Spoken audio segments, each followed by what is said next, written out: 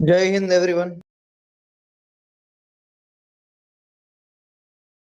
Good evening sir. Jai Hind sir.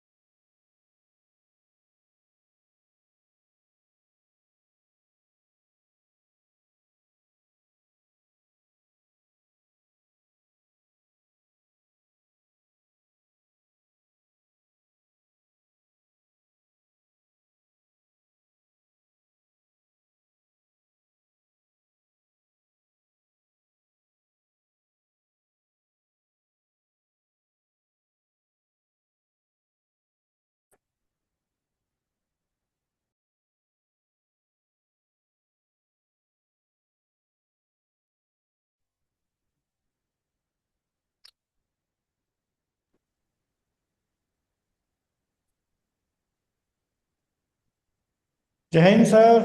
Good morning everybody.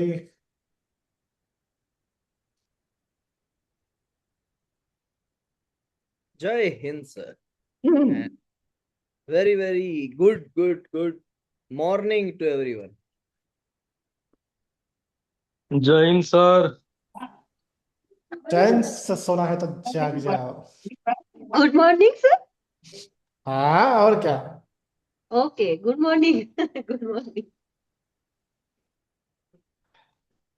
Good night वाली energy नहीं चाहिए हमें, गुड मॉर्निंग वाली एनर्जी चाहिए। जी चलिए, मैं कॉल करता हूँ 111 पेटेंट एक्ट। 111। 111 से 124 बी एक्सेलरेटर।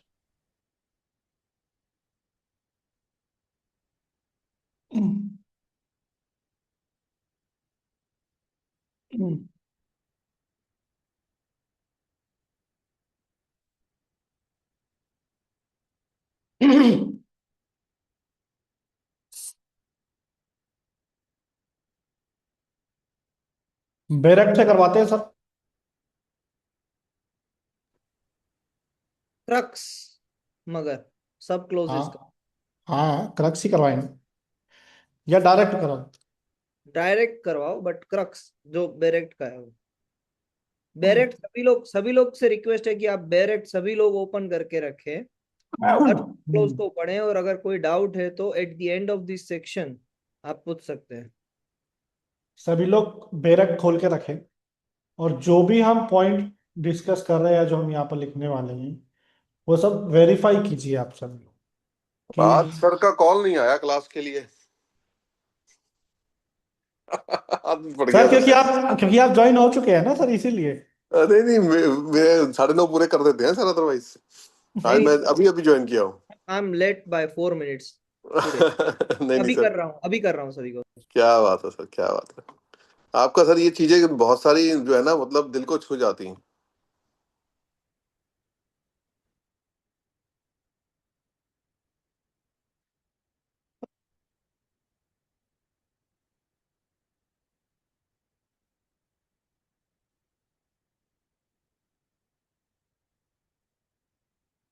सेक्शन 111 ये सेक्शन बात करता है रेस्ट्रिक्शन ऑन कोर्ट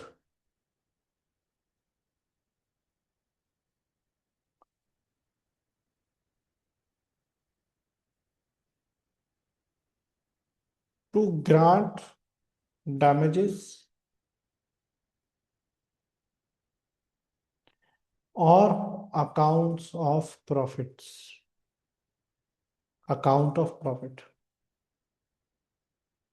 मतलब कब कब या किस कंडीशन पर, आपको 108 में आपको याद होना चाहिए कि हमने रिलीफ की बात की थी सबसेक्शन 1 इंजंक्शन एंड डैमेजेस और अकाउंट्स ऑफ प्रॉफिट, जिसपे काफी एक अच्छा डीप डिस्कशन भी हुआ था हम सबका। वहां पर जो डैमेजेस और अकाउंट्स ऑफ प्रॉफिट्स की बात की गई है, कौन सी कंडीशन है जिसमें डैमेजेस या अकाउंट ऑफ प्रॉफिट्स नहीं मिल सकते, दैट कोर्ट इज रेस्ट्रिक्टेड, वो कंडीशन क्या है वो समझते हैं पहले। If defendant proves that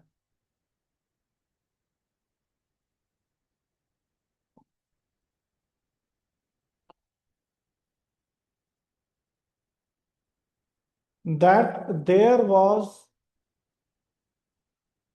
no reasonable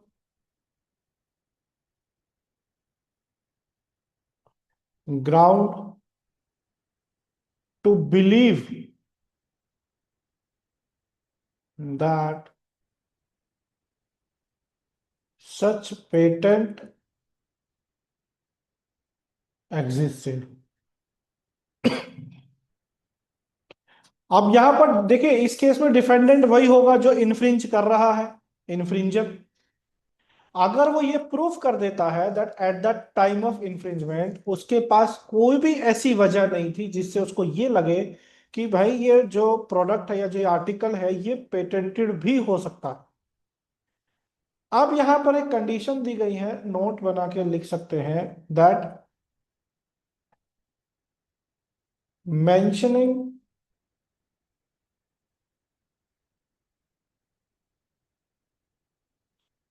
patented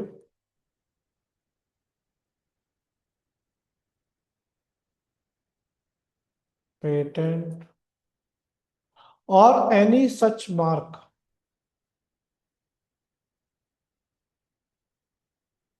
without patent number, अगर आपने पेटेंट नंबर नहीं लिखा है तो वो ग्राउंड इस्टैब्लिश नहीं करता है। और such mark without patent number does not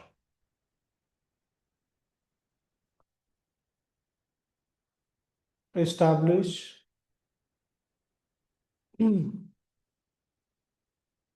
ground to believe.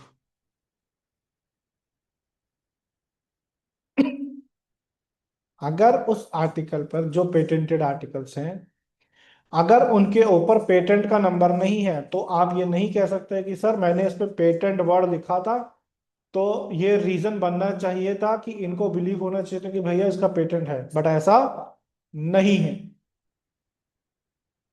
Basically सीधा सा इसका मतलब आप एक क्रक्स में समझिए कि भैया पेटेंट नंबर मेंशन करना जरूरी है, उसके बिना आप डैमेज नहीं क्लेम कर पाओगे।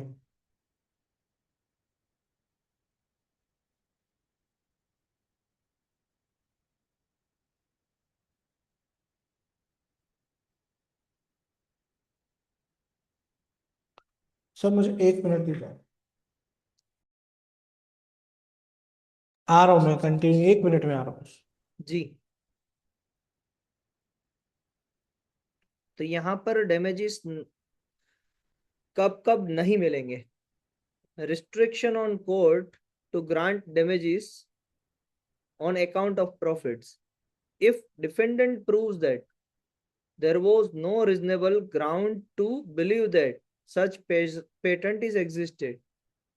इसका मीनिंग है कि पेटेंटेड या पेटेंट का नंबर मीन्स पेटेंट का नंबर पर्टिकुलरली उस प्रोडक्ट पे नहीं लिखा था.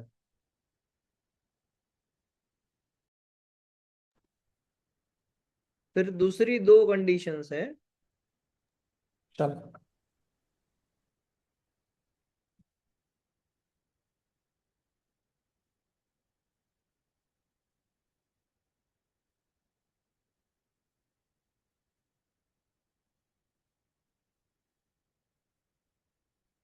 if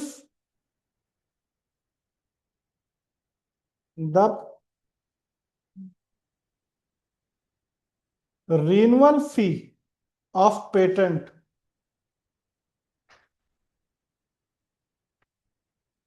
was not paid. देखिए याद कीजिए सेक्शन 62 में ये चीज हमने वहां भी पढ़ी थी कि अगर आपका जो लैप्स पीरियड है, जितने टाइम के लिए आपकी रिन्यूअल फी पेड नहीं थी, उतने टाइम के लिए आप इन्फ्रिंजमेंट सूट नहीं कर सकते, और अगर आपने किया तो आपको डैमेजेस क्लेम नहीं मिलेगा. वही पॉइंट यहां पर रिपीट है.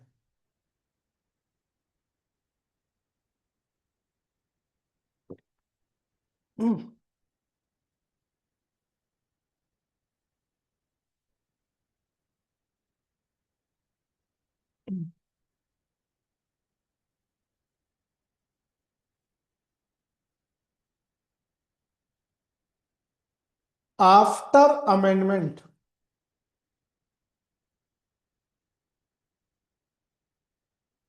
अमेंडमेंट के बाद नो डैमेजेस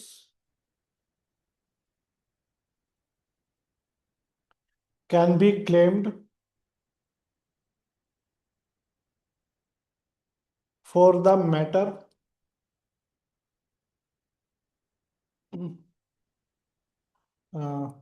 amended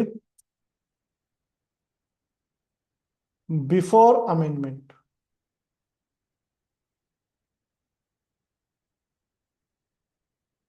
अब ये पॉइंट को थोड़ा सा कंफ्यूजन कर रहा होगा, अब इसको ध्यान से समझते हैं.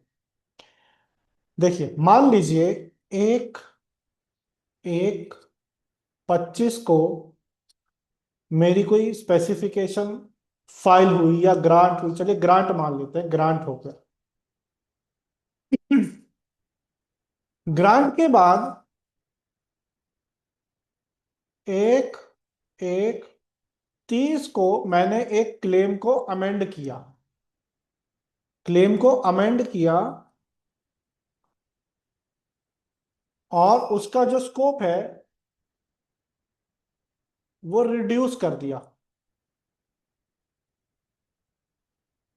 अब मैंने कहीं इन्फ्रिंजमेंट सूट फाइल किया, एक एक 32 को, 32 ईयर 32. अब मुझे डैमेजेस क्लेम करने हैं इस क्लेम के ऊपर. अब कौन से डैमेज क्लेम हो पाएंगे और कब तक से हो पाएंगे? क्या लगता है कि अगर मुझे डैमेज क्लेम करने हैं तो मैं कब से कर सकता हूं? सभी लोग आंसर करें. Can you repeat this section? अच्छा,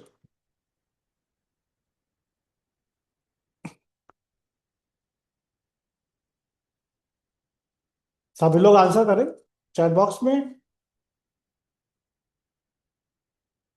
1130 दो आंसर आ गए महादेव सगन अखिल से. Aparna ma'am 1130. Pradeep Pal sir 1130. 4 answers only out of 14 people.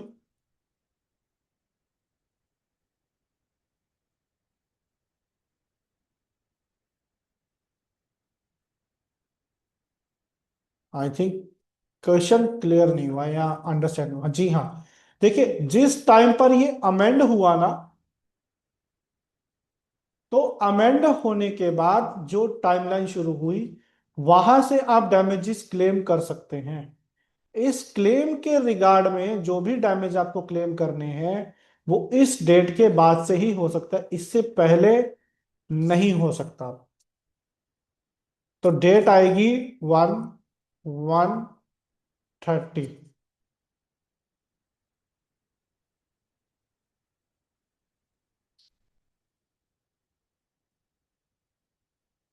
Jyoti ma'am नहीं आया आज? ज्योति मैम, आईफोन नहीं है? नहीं। अपर्णा मैम का आंसर आया। Dinesh sir, Monika ma'am, Prabhakaran sir, Ruby ma'am, Sakshi ma'am, Sarika sir ma'am. Amendment से पहले नहीं कर सकते हैं शायद क्लेम हम, हाँ, क्योंकि आफ्टर अमेंडमेंट तो वो शायद पब्लिश कर देगा जहां तक है। नहीं पब्लिश तो करेगा। जिस डेट को हमारा अमेंडमेंट हुआ है, उसके डेट, उस डेट से बाद की डेट तक हम अपन डैमेज क्लेम कर सकते हैं। हाँ, उससे पहले की नहीं कर सकते हैं। उससे पहले का आपको डैमेज नहीं मिलेगा।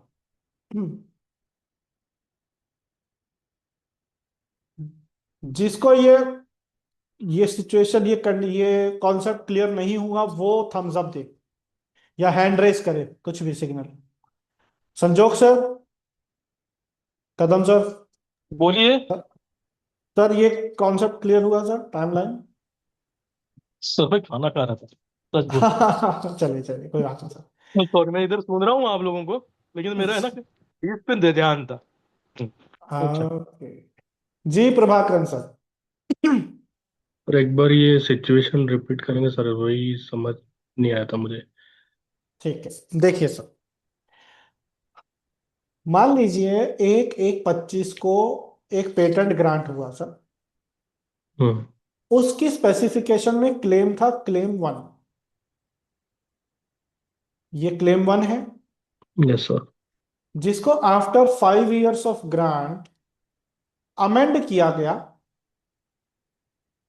और उसका जो स्कोप है वो रिड्यूस हो गया सर। Yes sir. अब उसके 2 साल बाद मैंने एक इन्फ्रिंजमेंट सूट फाइल किया, और I am seeking damages. Yes sir. तो the damages with respect to this claim 1 can only be claimed after, on or after the date of amendment. मतलब ये जो डेट है अमेंडमेंट की, इससे हम्म। पहले के मुझे कोई भी डैमेज नहीं मिलेगा with respect to this claim. ऐसा नहीं है कि पूरी पेटेंट का कोई डैमेज नहीं मिलेगा, यस सर। इस सिर्फ क्लेम उस के क्लेम का। रिगार्ड में। Got it sir? Yes sir. ठीक है। अब मुझे एक, सभी लोग आंसर कीजिएगा, ग्रांट के टाइम पर इसमें एक क्लेम 2 भी था। इसका डैमेज कब से क्लेम होगा?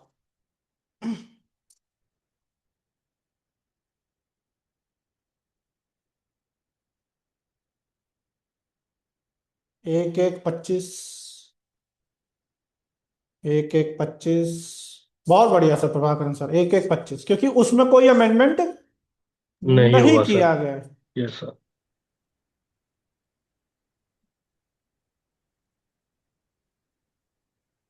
साक्षी ma'am, Monika ma'am, Pradeep sir का तो आ गया आंसर।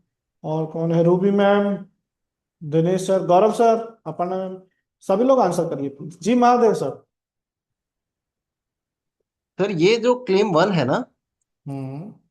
अब मान लेते हैं ये क्लेम 1 डैश था पहले, 1/1/25 को जब ग्रांट हुआ था। क्या था? मान लो ये क्लेम 1 जो है वो क्लेम 0 था पहले। अच्छा। हाँ, 1 डैश या कुछ भी बोल दो आप उसको, या 0 बोल दो, कोई बात नहीं। हम्म। तो अब क्वेश्चन ये है कि ये क्लेम 0 का ये वाले पीरियड के लिए डैमेज क्लेम हो पाएगा क्या, 1/1/25 से 1/1/30, 5 साल के पीरियड में अगर कुछ हुआ है तो? आप सूट कब फाइल कर रहे हैं? क्लेम 0 का अमेंडमेंट हुआ है सर? हाँ, तो आफ्टर अमेंडमेंट का जो टाइम पीरियड होगा उतने के लिए मिलेगा। अमेंडमेंट तक का जो टाइम होगा। अमेंडमेंट से बाद का। नहीं, क्लेम जीरो का कब से मिलेगा? क्लेम जीरो तो नॉन अनअमेंडेड क्लेम है। तो वही सर, क्लेम 2 के रिस्पेक्ट में तो हो गई बात फिर। अगर ये अमेंड ही नहीं हुआ है, ये नहीं, ऐसे के ये एज इट इज है। ये ये क्लेम जीरो था 1125 को। ना ये हम्म। अमेंड होके 1130 को क्लेम वन बन गया। ओके। तो क्लेम जीरो का कोई वो ये डैमेज मिलेगा नहीं मिलेगा कभी? नहीं सर। अगर मैंने सूट सूट फाइल कर दिया 1128 को मान लो, तब तो मिल जाएगा, राइट? तब तो खैर हाँ। सिचुएशन ही अलग है, ठीक। दैट इज नॉट कवर्ड, हाँ ठीक है, ठीक। Understood sir. बट ये क्लेम जीरो के लिए मैं 1130 के बाद में डैमेजेस के लिए फाइल नहीं कर सकता। नहीं, नहीं कर सकता।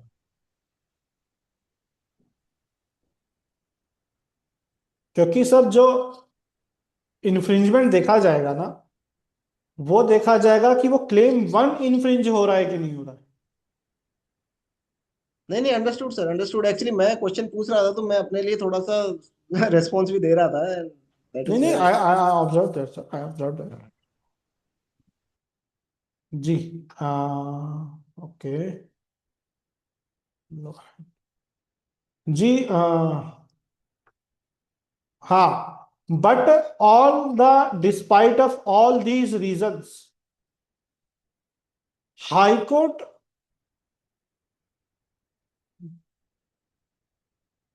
High court can still grant injunction.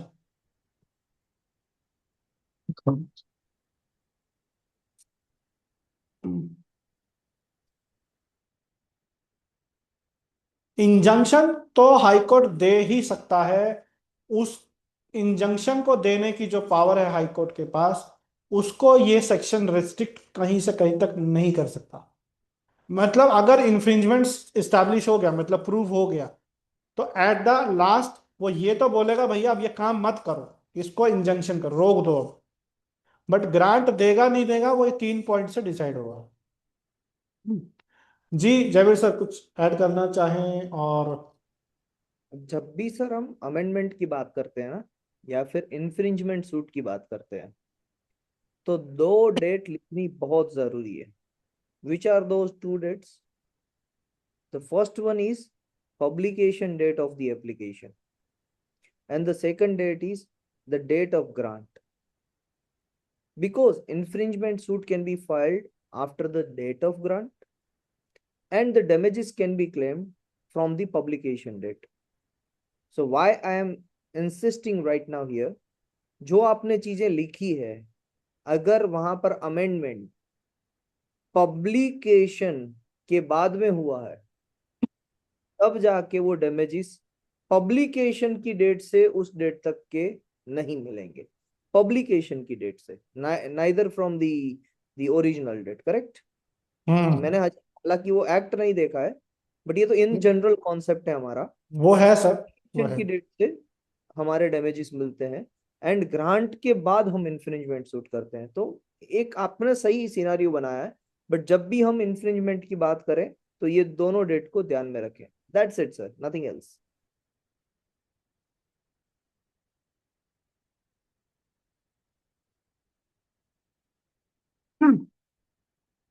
Pradeep sir, any further information in the section? आप बेरक पढ़ रहे होंगे। Mahadev sir and Sarika ma'am. It is covered sir, मैं पढ़ा अभी तो। This is completely covering it. Thank you sir. Sir मैं सुन रहा था एक्चुअली सारी बातें, लेकिन बीच में मैंने काटा नहीं। आपने बर्डन ऑफ प्रूफ वाला फंडा नहीं बताया क्या इन लोगों को, कि बर्डन ऑफ प्रूफ प्लेंटिफ के ऊपर आएगा ना? जो ये आपने बोला कि डिफेंडेंट बताएगा कि ये बाय मिस्टेक, क्या अननोइंगली मैंने ये सब किया, ये सारा सारा चीज ठीक है, लेकिन एक्चुअली ये जो अगर इन्फ्रिंजमेंट का केस बनता है तो शायद मैं गलत हूँगा, क्योंकि आप लोग नहीं दादा नहीं, लोग हैं। संजोग हाँ, सर, मेरे इसका मेरे टाइटल क्या हाँ, है? ट्रिपल वन का टाइटल क्या है? 1 minute। रिएक्शन ऑन द चश्मा टू ग्रैंड डैमेजेस ना? हाँ, टू हम्म, ग्रांट डैमेजेस या हम्म, रिस्ट्रिक्शन टू ग्रांट डैमेजेस. हम्म हम्म हम्म यानी इन्फ्रिंजर ऑलरेडी प्रूव हो चुके हो, अब आपको हम्म डैमेज कब कब नहीं देने पड़ेंगे, वो वाली बात है। Right right right right right वो राइट इन्फ्रिंजमेंट का सूट नहीं चल रहा है, यहाँ पर हम्म फेस आ चुका है, ऐसा मान लीजिए। अच्छा अच्छा, ग्रेट ग्रेट ग्रेट ग्रेट, सही है सर। हाँ तो फिर राइट राइट है, एकदम परफेक्ट। कदम सर, बोला। as per patent act, which hmm section is of burden of proof? Burden of proof means patent act का नहीं है, बर्डन ऑफ प्रूफ है ना, सीपीसी के अंडर में बात कर रहा था कि ये जो होगा ना बर्डन ऑफ प्रूफ संजोग क्लेम्स सर, को होता संजोग सर, है, सॉरी संजोग sorry, sir, not CPC, burden of proof अपना इंडियन एविडेंस एक्ट यानी भारतीय साक्ष्य संहिता, संजोग इसके सर, हिसाब से चल रहा कदम है सर, इंफ्रिंजमेंट कदम वाला सर, बात। हाँ, आपने हमको कल मुझे जो बोला भी था आंसर देना है वो पेटेंट एक्ट से देंगे हम। हम्म पेटेंट एक्ट में बर्डन ऑफ प्रूफ किस सेक्शन में लिखा है? नहीं, नॉट रिफ्लेक्ट, नहीं नहीं हो रहा है मुझे, नहीं नहीं नहीं मालूम, मैं सेक्शन सच बोल रहा वन हूँ मैं। जीरो फोर ए अच्छा।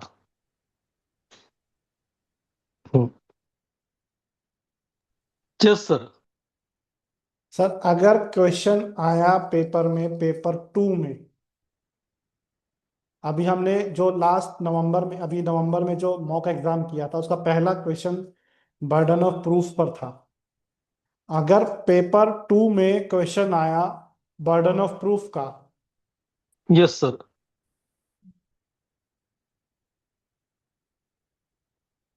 तो वहां पे आप कौन सा सेक्शन मेंशन करेंगे? Of which act?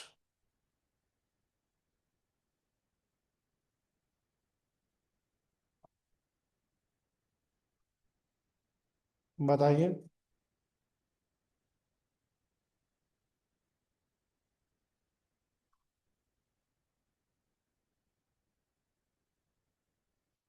संजोग सर, हाँ बोलिए बोलिए सर, सुन रहा हूँ। सर अगर पेपर 2 में क्वेश्चन आया case study burden of proof का, हम्म तो आप आंसर में कौन से एक्ट का कौन सा सेक्शन मेंशन करेंगे? पेटेंट एक्ट 1970 का 100 के बाद आ रहे हैं सारी चीजें। ये हम्म। jurisdiction से, हाँ, burden of proof in the case of the suit concerning infringement, section number? Chapter से है, वन नॉट पूरे है ना, अमेंड हुआ है ना वो सेक्शन चैप्टर, नंबर बताइए। सेक्शन नंबर ना हाँ। 104A, 104 है, म्यूट नहीं है ना मेरा, अनम्यूट नहीं है, हाँ अच्छा, हम्म। 104A, हाँ। बस तो आपको हम्म वहां पर ये मेंशन करना है।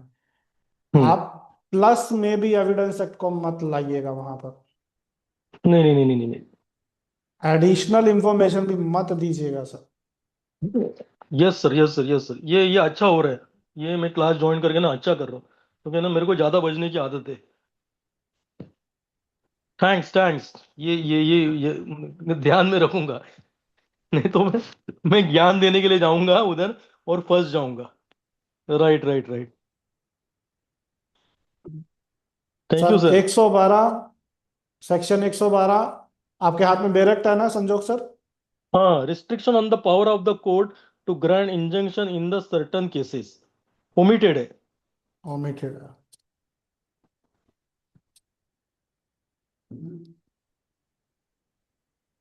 113। Got it. 113 आपका certificate of validity of specification and the cost of the subsequent suit for infringement thereof, ऐसा है। बताइए सर, फर्स्ट सबसेक्शन पढ़िए उसका। 113 का 226, 2 second sir,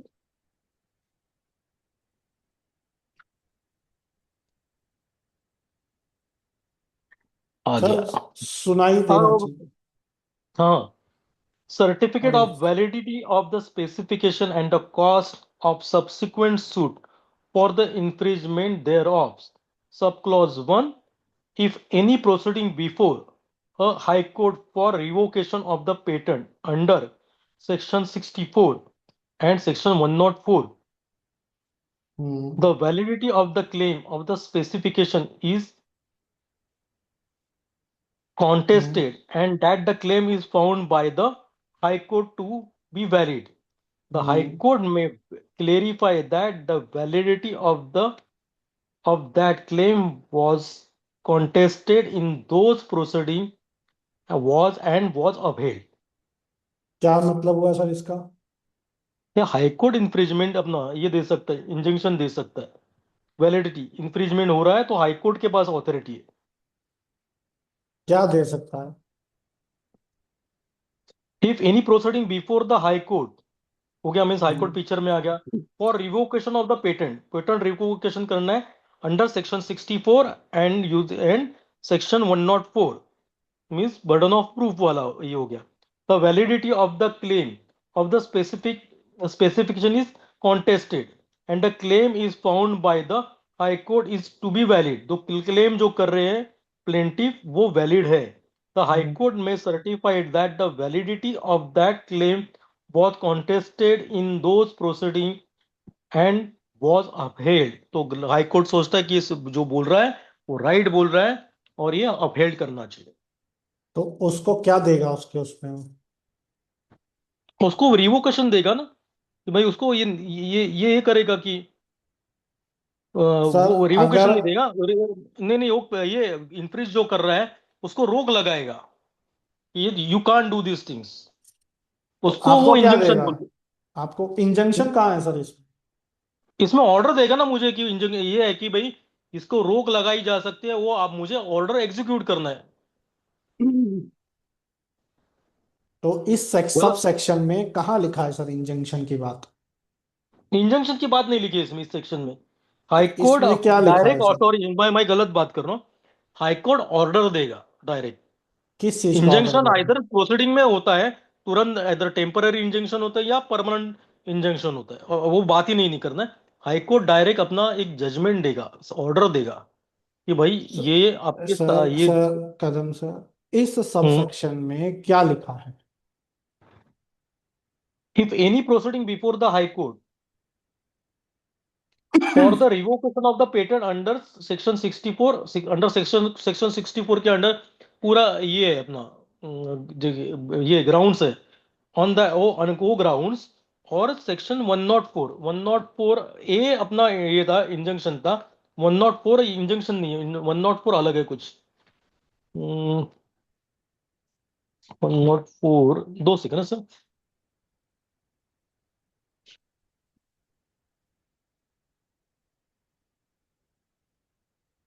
104 104 104, yes got it. Jurisdiction है, जुरिडिक्शन, ओ सॉरी। मीन्स जुरिडिक्शन कौन सा है और ग्राउंड्स कौन से, on that basis high court will order. ये गलत है अंडरस्टैंडिंग? सर आधी सही है, आधी डिफरेंट डायरेक्शन में जा रही है। हम्म तो डिफरेंट डायरेक्शन में क्या जा रहा है? सर यहाँ पर हम्म अगर आपने किसी पे इंफ्रिंजमेंट सूट फाइल किया, हम्म मान लीजिए आपका पेटेंट है सर, कदम सर, हम्म आपका हम्म पेटेंट है, हम्म हम्म हम्म पेटेंट ही हैं आप, हम्म और मैं इन्फ्रिंजर हूं, हम्म। तो आप क्या करेंगे मेरे साथ? मैं आपको पहले लीगल नोटिस दूंगा और उसके बाद आपने नहीं माना तो मैं कोर्ट में जाऊंगा, हाई कोर्ट में जाऊंगा, आईपीडी में। इन्फ्रिंजमेंट सूट फाइल करेंगे आप मेरे ऊपर। Right right right right. तो अब अगर मेरे ऊपर कोर्ट केस आएगा तो मैं अपना डिफेंस करूंगा। हम्म तो डिफेंस कैसे करूंगा बताइए? डिफेंस ये करूंगा कि भाई मीन्स अननोइंगली अननोइंगली हुआ है मेरे से, या मैं जो भी है ना उसका ये मीन्स लॉस तो मुझे नहीं देना है, मुझे इससे निकलना है सही सलामत। तो हम्म मैं यही बताऊंगा कि बाय मिस्टेक हुआ है, अवेयरनेस नहीं था मुझे तो आप इस डिफेंस प्रोडक्ट कर का। जाएंगे इससे? नहीं हो अगर जाएगा। तो आपका क्योंकि बिजनेस तो बंद हो जाएगा ना फिर। हाँ। तो आपका इन्वेस्टमेंट जो आपने किया हो तो लॉस में चले जाओगे आप, फिर कैसे बचोगे हम्म इससे? तो इससे मुझे आइदर उनके साथ है ना निगोशिएशन करना पड़ेगा एडीआर के अंडर, या मुझे ये करना पड़ेगा, क्या मतलब सर, लाइसेंसिंग लेना पड़ेगा उनसे, लाइसेंस लेना पड़ेगा, नहीं देना। परमिशन। अगर नहीं दे मुझे रहे नहीं हैं। लेना लाइसेंस। सर पिछले हम्म वाले ग्राउंड्स कर लेंगे ना, कि यार इसका या तो रिन्यूअल फीस पेड नहीं था तब यूज किया मैं, या तब यूज किया क्योंकि इसने पेटेंट रेट नहीं लिखा था। तो हम्म। वो ग्राउंड्स को इस्तेमाल करके हम अपने बचाव कर सकते हैं, जो सर मुझे लगता है। उस अगर उसमें क्या आप बाद में कल को कंटिन्यू कर सकते हो इन्फ्रिंजमेंट? नहीं, बाद में कंटिन्यू तो नहीं कर सकते सर। नहीं, बाद में नहीं कर तो फिर सकते। वो डिफेंस कैसे हुआ? कि डिफेंस तो यही हुआ कि उसी पीरियड तक के लिए हमने यूटिलाइज किया, ठीक है, अब आगे हमें पता लगा इनका पेटेंट है, तो हम्म। आगे आपको जो है, पहले मुझे तो मेरा जो पिछला मुझे खर्चा मेरा हुआ बिजनेस उसका। कंटिन्यू करना, मुझे मेरा बिजनेस कंटिन्यू करना है, आप क्या करो? रिमिक्स करूंगा मैं उसमें। सर एक बार क्वेश्चन रिपीट करिए, I lost the track. Sir claims को इनवैलिड चैलेंज कर दो। बस, तो कैसे डिफेंस करूंगा अखिल सर? सर कुछ नहीं है, आपके पास यही है काउंटर क्लेम है कि आप उसके क्लेम्स को इनवैलिड के लिए चैलेंज करो कोर्ट में। सीधा सर काउंटर क्लेम डालूंगा सेक्शन हाँ, 64। सेक्शन 64 से ओके। रिवोकेशन का ओके। फाइल करोगे आप। उसका ओके। Patent okay. ही इनवैलिडेट करवा दो। हम्म। हम्म मैंने संजोग सर आपके पेटेंट के ऊपर इनवैलिडेशन का सूट पलट के डाल दिया। अब आप गॉट क्या इट, गॉट करोगे? इट। अब आप क्या करोगे? अच्छा, कौन से सेक्शन से काउंटर क्लेम होगा? सर उससे काउंटर की 107। 107। अब कदम सर, आपके मैंने पेटेंट के ऊपर ही क्वेश्चन उठा दिया, अब आप क्या करोगे? पूरा का पूरा जो मेरा ये है ना, data, emails, reports, search report, ये सारा का सारा मेरा ये एविडेंस हो गया, वो मैं कोर्ट के सामने ये करूंगा कि मेरे क्लेम्स राइट है। कौन से क्लेम्स? अब वो जो बोले ना इनवैलिड क्लेम्स है, वो मैंने, तो ये इनवैलिड क्लेम्स नहीं है, in the eyes of law ये वैलिड ये है वही तो मैं पूछ रहा क्लेम। हूँ, यहाँ पे ये क्लेम कौन सा क्लेम की बात कर रहे हो आप? जो आप डिफेंस के लिए क्लेम्स यूज करोगे ना, कि हम उसने आप ये बोलोगे कि ये पेटेंट ही नहीं है, पेटेंट ग्रांट ही नहीं है, या इसमें जो जो ये क्लेम्स हम लोग जो करते हैं कंप्लीट स्पेसिफिकेशन में, वो सारे है ना, वो ऑन दैट बेसिस पे वो ऑब्जेक्शन ले रहा है ना, कि ये तो ये नहीं है, या फीस नहीं भरा है, ये पेटेंट ये क्या है रिवोक्ड हुआ है, ये सारे जो ये है, तो वो डेटा मैं प्रोड्यूस करूंगा इन फ्रंट ऑफ कोर्ट, कौन सा एविडेंस डेटा? हो जाएगा। देखो कोर्ट केस के ना स्टेजेस रहते हैं, तो वो ये लास्ट स्टेज पे आएगा ये सारा चीज। अखिल सर, जी sir. As a patentee Kadam sir का डिफेंस क्या होगा? सर सर वो तो भाई इन्फ्रिंजमेंट का ही होगा, और तो क्या ही है, फिर आपने वो वो जो अपने काउंट। क्लेम्स को वैलिड प्रूफ करवाएंगे, हाँ, और अगर वो वैलिड प्रूफ हो गया तो तो कोर्ट फिर उनको क्या देगा? तो फिर उनको सर्टिफिकेट सर्टिफिकेट ऑफ इशू करेगा वैलिडिटी। क्लेम्स की वैलिडिटी का, वैलिडिटी ऑफ वैलिडिटी क्लेम्स। का सर्टिफिकेट देगा। हम्म। As per which section? Sir as per this section 113 of the 130। Patent act. बड़ा सिंपल है सर ये।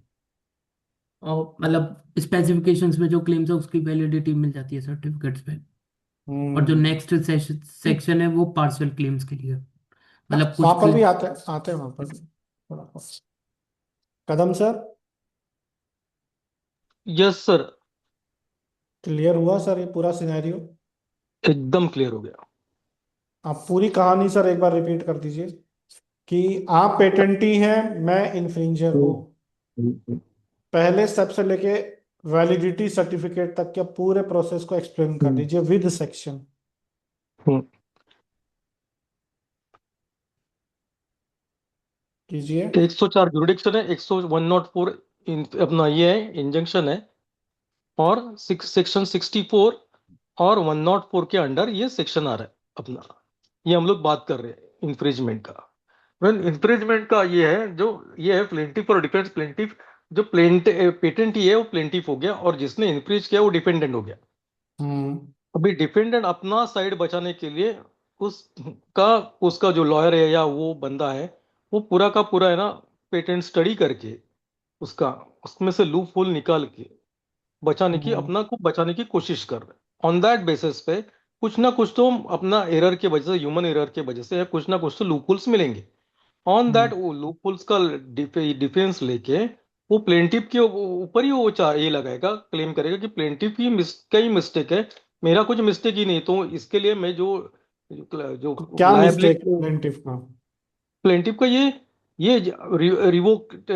उसने रिवोक किया था, फीस नहीं भरा थी, या उसके जो क्लेम्स में है ना, ये मैं जो बना रहा हूँ वो उसके इसके क्लेम्स में उसने ये नहीं किया, उसका क्लेम नहीं किया है क्या ये नहीं किया पेटेंट ये? ग्रांट करते हुए, कि मैं जो ये कर रहा हूँ उसने जो क्लेम्स दिए उसमें ये आता ही नहीं है हम्म सर्टन चीज। तो आता ऑन है, दैट बेसिस ये है ना आता है, कि आता है, हाँ, आता है फिर। आता है। हम्म कदम अगर सर, हम्म कदम सर, अगर आपने हम्म रिवोकेशन सूट में अगर कोई हम्म काउंटर क्लेम करके हम्म आपको रिवोकेशन कर रहा है, और अगर आपने अपने क्लेम को कैसे भी करके डिफेंड कर लिया, हम्म कैसे किया डजेंट मैटर, आपने मान लीजिए हम्म कि हम्म क्लेम हम्म डिफेंड कर लिया, तो हम्म आपके पास सर्टिफिकेट ऑफ वैलिडिटी उस क्लेम के लिए मिलेगी। ये हम्म, बात क्लियर है कि नहीं है? हाँ मिलेगी, पूरा क्लियर है। हम्म। किसको मिलेगी? पेटेंटी को मिलेगी या सामने वाले पर्सन को मिलेगी? सर पेटेंट को सर्टिफिकेट ऑफ मिलेगा ना वैलिडिटी। सर्टिफिकेट अपना ये हाँ sir, certificate. As simple as hmm that. इतना ही हम्म कहना है हम्म कि कहीं से भी कोई कोर्ट हम्म केस हुआ और उसमें हम्म पेटेंटी ने अपने क्लेम को एक बार ऑब्जेक्शन से बाहर लेके आ गया, तो उस हम्म, क्लेम के लिए सर्टिफिकेट ऑफ वैलिडिटी मिलेगी। That's it. मिलेगी या यस सर। ऐसा बोलिए, आप ऐसा पूछ रहे हैं रजत सर कि अगर मैंने अपने क्लेम को डिफेंड किया कोर्ट केस हम्म में, मुझे हम्म सर्टिफिकेट वैलिडिटी मिलेगी? ये रिपीट कर दीजिए। हाँ रजत सर, हम्म सुन रहे हो ना? हाँ हाँ आ जी गया, सर। हाँ। हाँ, अगर मैंने जो क्लेम्स है उसका हम्म ये जो एविडेंस मैंने कोर्ट में दे दिया, और कोर्ट ने सर्टिफिकेट मुझे ग्रांट किया, तो उसने जो हम्म ऑब्जेक्शन उठाया है क्लेम के ऊपर, उससे हम लोग वो सिनेरियो से ही बाहर निकल गए। बिल्कुल। हम्म अब उस सर्टिफिकेट का बेनिफिट क्या होगा? मान लीजिए कदम सर कि कोई हम्म दोबारा, आप पेटेंट ही है, आपके पास ये हम्म सर्टिफिकेट है क्लेम का, हम्म वैलिडिटी का। हम्म मैं हम्म दूसरी बार आप पे उसी क्लेम पे हम्म इनवैलिडेशन का कोई चार्जेस हम्म लगा, रिवोकेशन हम्म करता हूँ, हम्म तो हम्म। क्या आप वो सर्टिफिकेट बता सकते हैं? हाँ, क्योंकि कोर्ट ने वैलिड किया ना। हम्म। और फिर भी मैं अगर आप पे केस करूंगा तो सारी कॉस्ट किसको पे करनी रहेगी, आपको या मुझे? डिपेंडेंट को देनी पड़ेगी। हाँ बस sir. Sir. Rajat sir. Cost cost to dependent हो गया।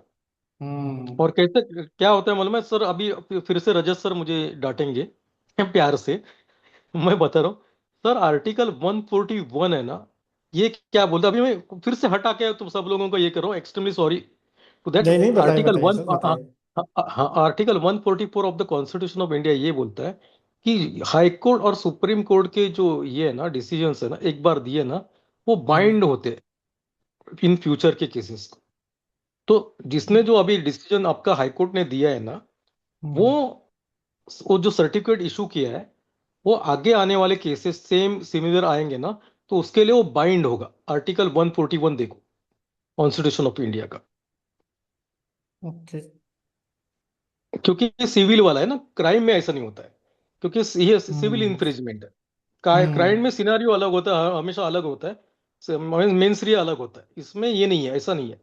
इसमें सिमिलर में कल ये आ गया अपने कौन, गंगाधर आ गए। गंगाधर ने भी सेम ही इन्फ्रिंजमेंट करके बोला कि सेम केस चलाएगी, तो हमेशा हम लोग ये करते रहेंगे क्या? कोर्ट कोर्ट खेलते रहेंगे क्या? कि प्रोडक्शन कब करेंगे? तो वो भैया सर्टिफिकेट ले, तू शांत रहे गंगाधर, ये हो जाएगा। जी राइट। सर, बिल्कुल sir, perfectly right sir. Okay तो ये ओके। वैलिडिटी सर्टिफिकेट अगर एक बार आपको मिल गया तो आप सेक्शन 64 से बाहर हो जाएंगे, आप सिक्योर हो जाएंगे। नेक्स्ट टाइम आपके ऊपर, उस क्लेम के लिए। हाँ हाँ, उस क्लेम से सेम सेम क्लेम के लिए। सेम सेम सेम सिनेरियो हो रहा है, तो फिर से जाओ, तारीख के ऊपर तारीख लो। वो खेल ही नहीं खेलना है ना भाई, ये ले, जी ले तेरी जिंदगी, मुझे भी जीने दे, ऐसा हम्म, होता ठीक है सर, इसमें पॉइंट लिख देते हैं पहले, दोबारा अगले पेज पे। Section 113, if claims of patent be held in counter claim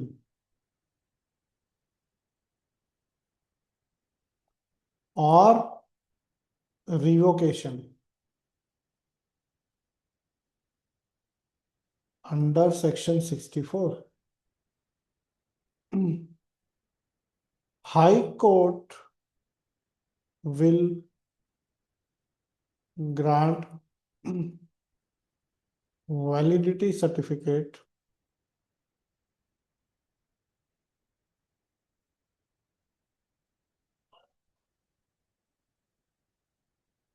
for such claims.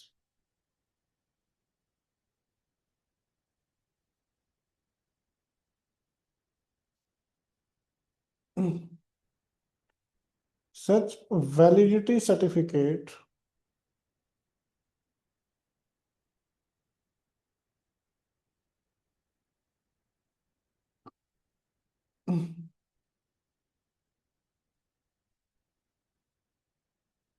secures patentee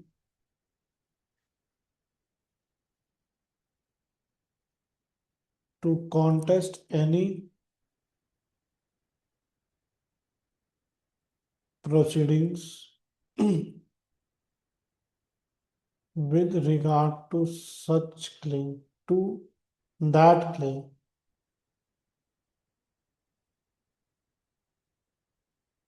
if still any person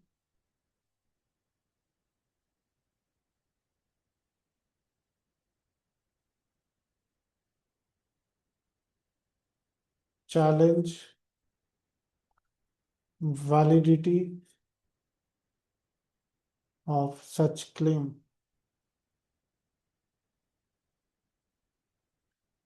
will be awarded all costs of proceedings. Sir complete है मेरी साइड पे, कुछ ऐड करना चाहें, कोई question? Any question regarding this section, section 113? Aparna ma'am, Dinesh sir, Gaurav sir, Mahadev sir, Monika ma'am, Pradeep Pal sir, Prabhakaran sir. जी Pradeep sir. Sir इसका एक बार लास्ट पॉइंटर एक्ट से, उसमें मेंशन है nothing contained in this section shall be constructed as authorising in court from a degree of order in a suit to infringement on petition revocation as may be to pass order for cost of the scale reform in there। एक बार इसका explanation रहेगा? Sir इसका ऐसे देख, समझने जाओ ना, revocation में फुल कॉस्ट मिलेगी, इन्फ्रिंजमेंट में फुल कॉस्ट नहीं मिलेगी। नहीं नहीं नहीं नहीं नहीं नहीं नहीं। ये कॉस्ट डैमेज वाली नहीं है। ये कॉस्ट ये है कि ऊपर कुछ भी बात की गई, कौन सी? ओके। कोर्ट में बता ना, रहा हूँ। हाँ हाँ, कोर्ट बता बता बात है, स्केड्यूल वाली। बता रहा हूँ। वो ये कह रहा है कि ऊपर कुछ भी दिया हो, बट जो कोर्ट है वो कॉस्ट तो अवॉर्ड करेंगे ही करेंगे, क्योंकि वो और तो कोई ऑर्डर पास कर नहीं सकते। बट ऑर्डर मतलब जो कॉस्ट अवॉर्ड करने का जो ऑर्डर है वो तो करेंगे ही करेंगे। To pass orders for cost on the scale referred, वो तो शेड्यूल 4 से आएगी। देखिए, nothing contained in this section shall be construed as authorising the courts appeals from decrees or orders in suit for infringement or petitions for revocation, इन दोनों में से जो भी है, एज द केस में भी, to pass orders for cost on the scale. देखिए यहां पर क्या है, ये प्रोटेक्शन दे रहा है एक तरह से, है ना, ये प्रोटेक्शन दे रहा है। अब वो यहाँ पर इन्फ्रिंजमेंट का सूट हो चाहे पेटिशन फॉर रिवोकेशन हो, बट वो कोर्ट का ऑर्डर तो पास करेंगे, उसको आप रिस्ट्रिक्ट नहीं कर सकते कोर्ट को। बेसिकली जब आप सर्टिफिकेट दिखाते हो ना, आप सर्टिफिकेट डिफेंडेंट को नहीं दिखाते हो, आप कोर्ट को देते हो, कोर्ट उसको वैलिड करता है फिर, और वो उस पिटीशन को खारिज कर देता है या कंक्लूड कर देते हैं विदाउट एनी प्रोसीडिंग। बट उसमें कॉस्ट का ऑर्डर वो पास कर सकते हैं। अब वो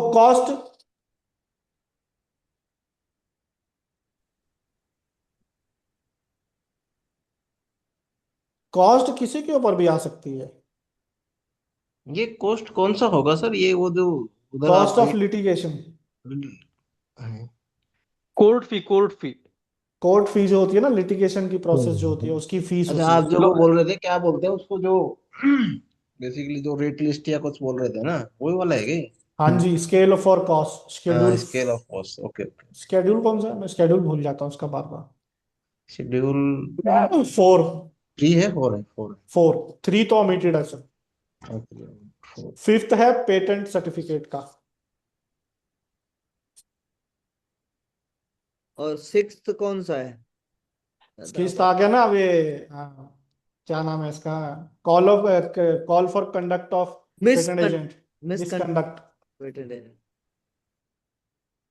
मिसकंडक्ट। क्या चीज है सर ये सारी? सर अभी तक है ना 5 स्केड्यूल्स थे। सर 99% है इस पे, क्वेश्चन आएगा इस बार। इस बार आएगा? पहले वो 100% है वो, 100% सर। रजत सर, हाँ। ये नया इंट्रोड्यूस किया है ना ये लोगों ने, वो जो जी जी, प्रोफेशनल का बेयर एक्ट यूज करते हैं ना, उसी में ही है वो। 2025 का वो पुराना बेयर एक्ट पैसा बचाने के लिए जाएगा ना, तो उसमें नहीं मिलेगा ये। जी सर, जय सर। दिनेश सर, जी सर जी।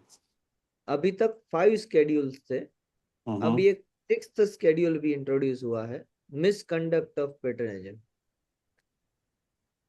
ओके। ये हुआ है 27 नवंबर 2025 को। जी। अभी तक ऑनलाइन अपलोड नहीं हुआ है तो बता नहीं हम्म, सकते, बट थोड़ी देर में हो जाएगा तो बताएंगे। जी। और उसके लिए सुबह एक वीडियो व्हाट्सएप ग्रुप में शेयर किया है, उसको देख लीजिएगा। ठीक सर, ठीक। जी सर। चलिए आगे बढ़े सर।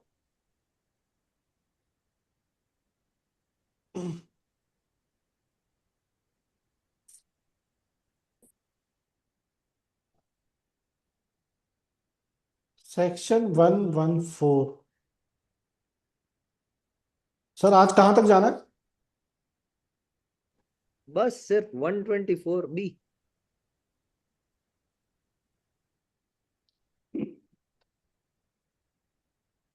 Nice joke. 114।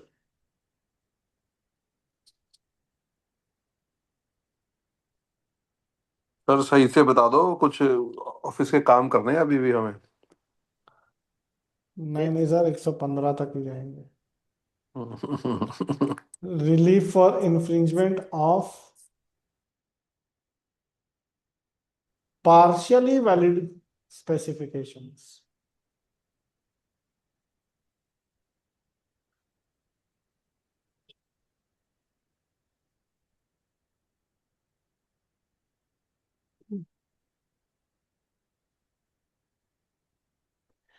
देखिए, इसको एग्जाम्पल से समझते हैं सबसे पहले।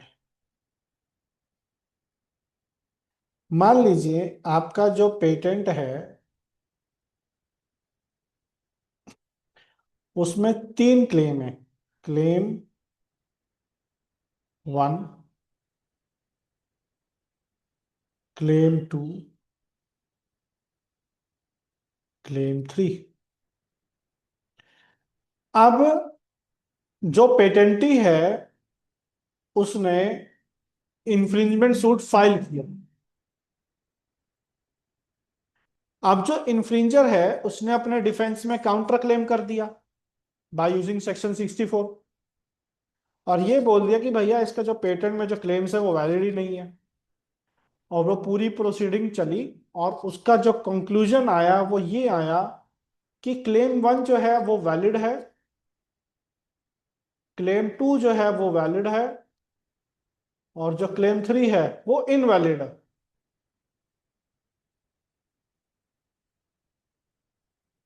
तो पेटेंटी को जो रिलीफ्स है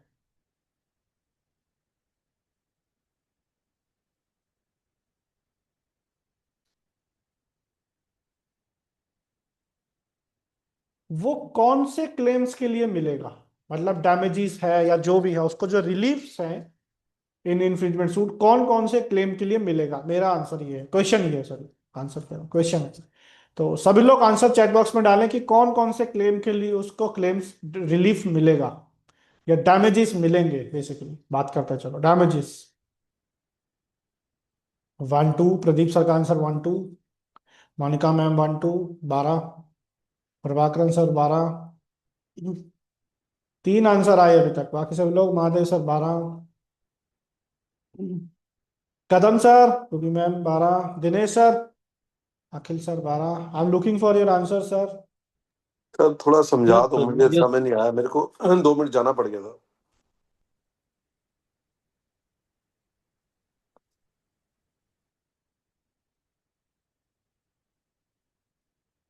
सर एग्जाम्पल समझिए पहले।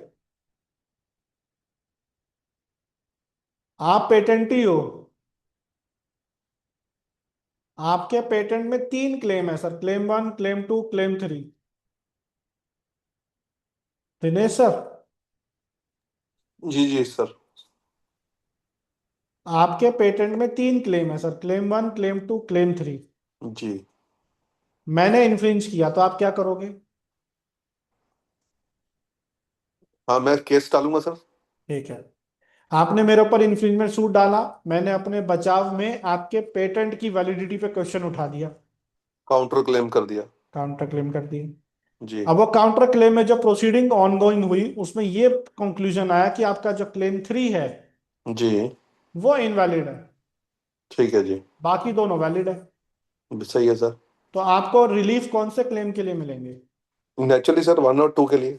बस पार्शियली वैलिड स्पेसिफिकेशंस हो गया सर। जी जी जी जितना वैलिड है उतने के लिए मिल जाएगा, जितना नहीं है उसके लिए नहीं मिलेगा। जी सर। हम्म, हम्म।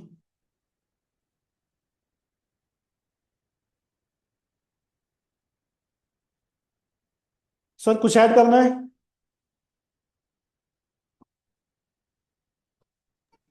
Pradeep sir, Mahadev sir, any question? संजोग सर, दिनेश सर, एनीबडी? नहीं सर, नहीं सर। ये है ना, अभी मुझे इंटरेस्ट आने लगा। आप लोग, मैं इतना इतना दिन से ज्वाइन नहीं किया। अभी मैं 9:30 को ही ज्वाइन होता हूँ, पहला मैं होता हूँ।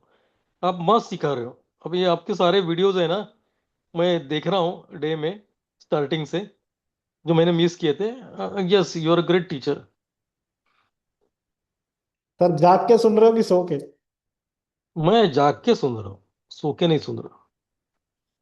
और सर जयवीर सर के जो 21 के ये है ना, 21 डेज का ये है ना, और डिजाइन पैटर्न के 16, ये तो रात पे सुबह के 6 बजे तक है ना, सोते हुए भी सुनता हूँ मैं। और सुबह जब उठता है तब तक मेरे ख्याल से ना, मेरे आजू बाजू के बिल्डिंग वाले नेबर भी पेटेंट एजेंट बनने वाले मेरे साथ। वो ब्लूटूथ पे जोर से सर सुना सर के। सर सैल्यूट है आपकी डेडिकेशन को। आपकी आवाज, डेडिकेशन आपकी नहीं, नहीं, नहीं, आप कोई नहीं डेडिकेशन नहीं, नहीं है। आपकी जो ये मैं आपकी जो आपने जो बात बताई ना सर, ये सुन के मुझे एक पर्सन है बहुत खतरनाक पर्सनालिटी है अपनी हिस्ट्री की, उनकी याद आ हम्म, गई। हम्म।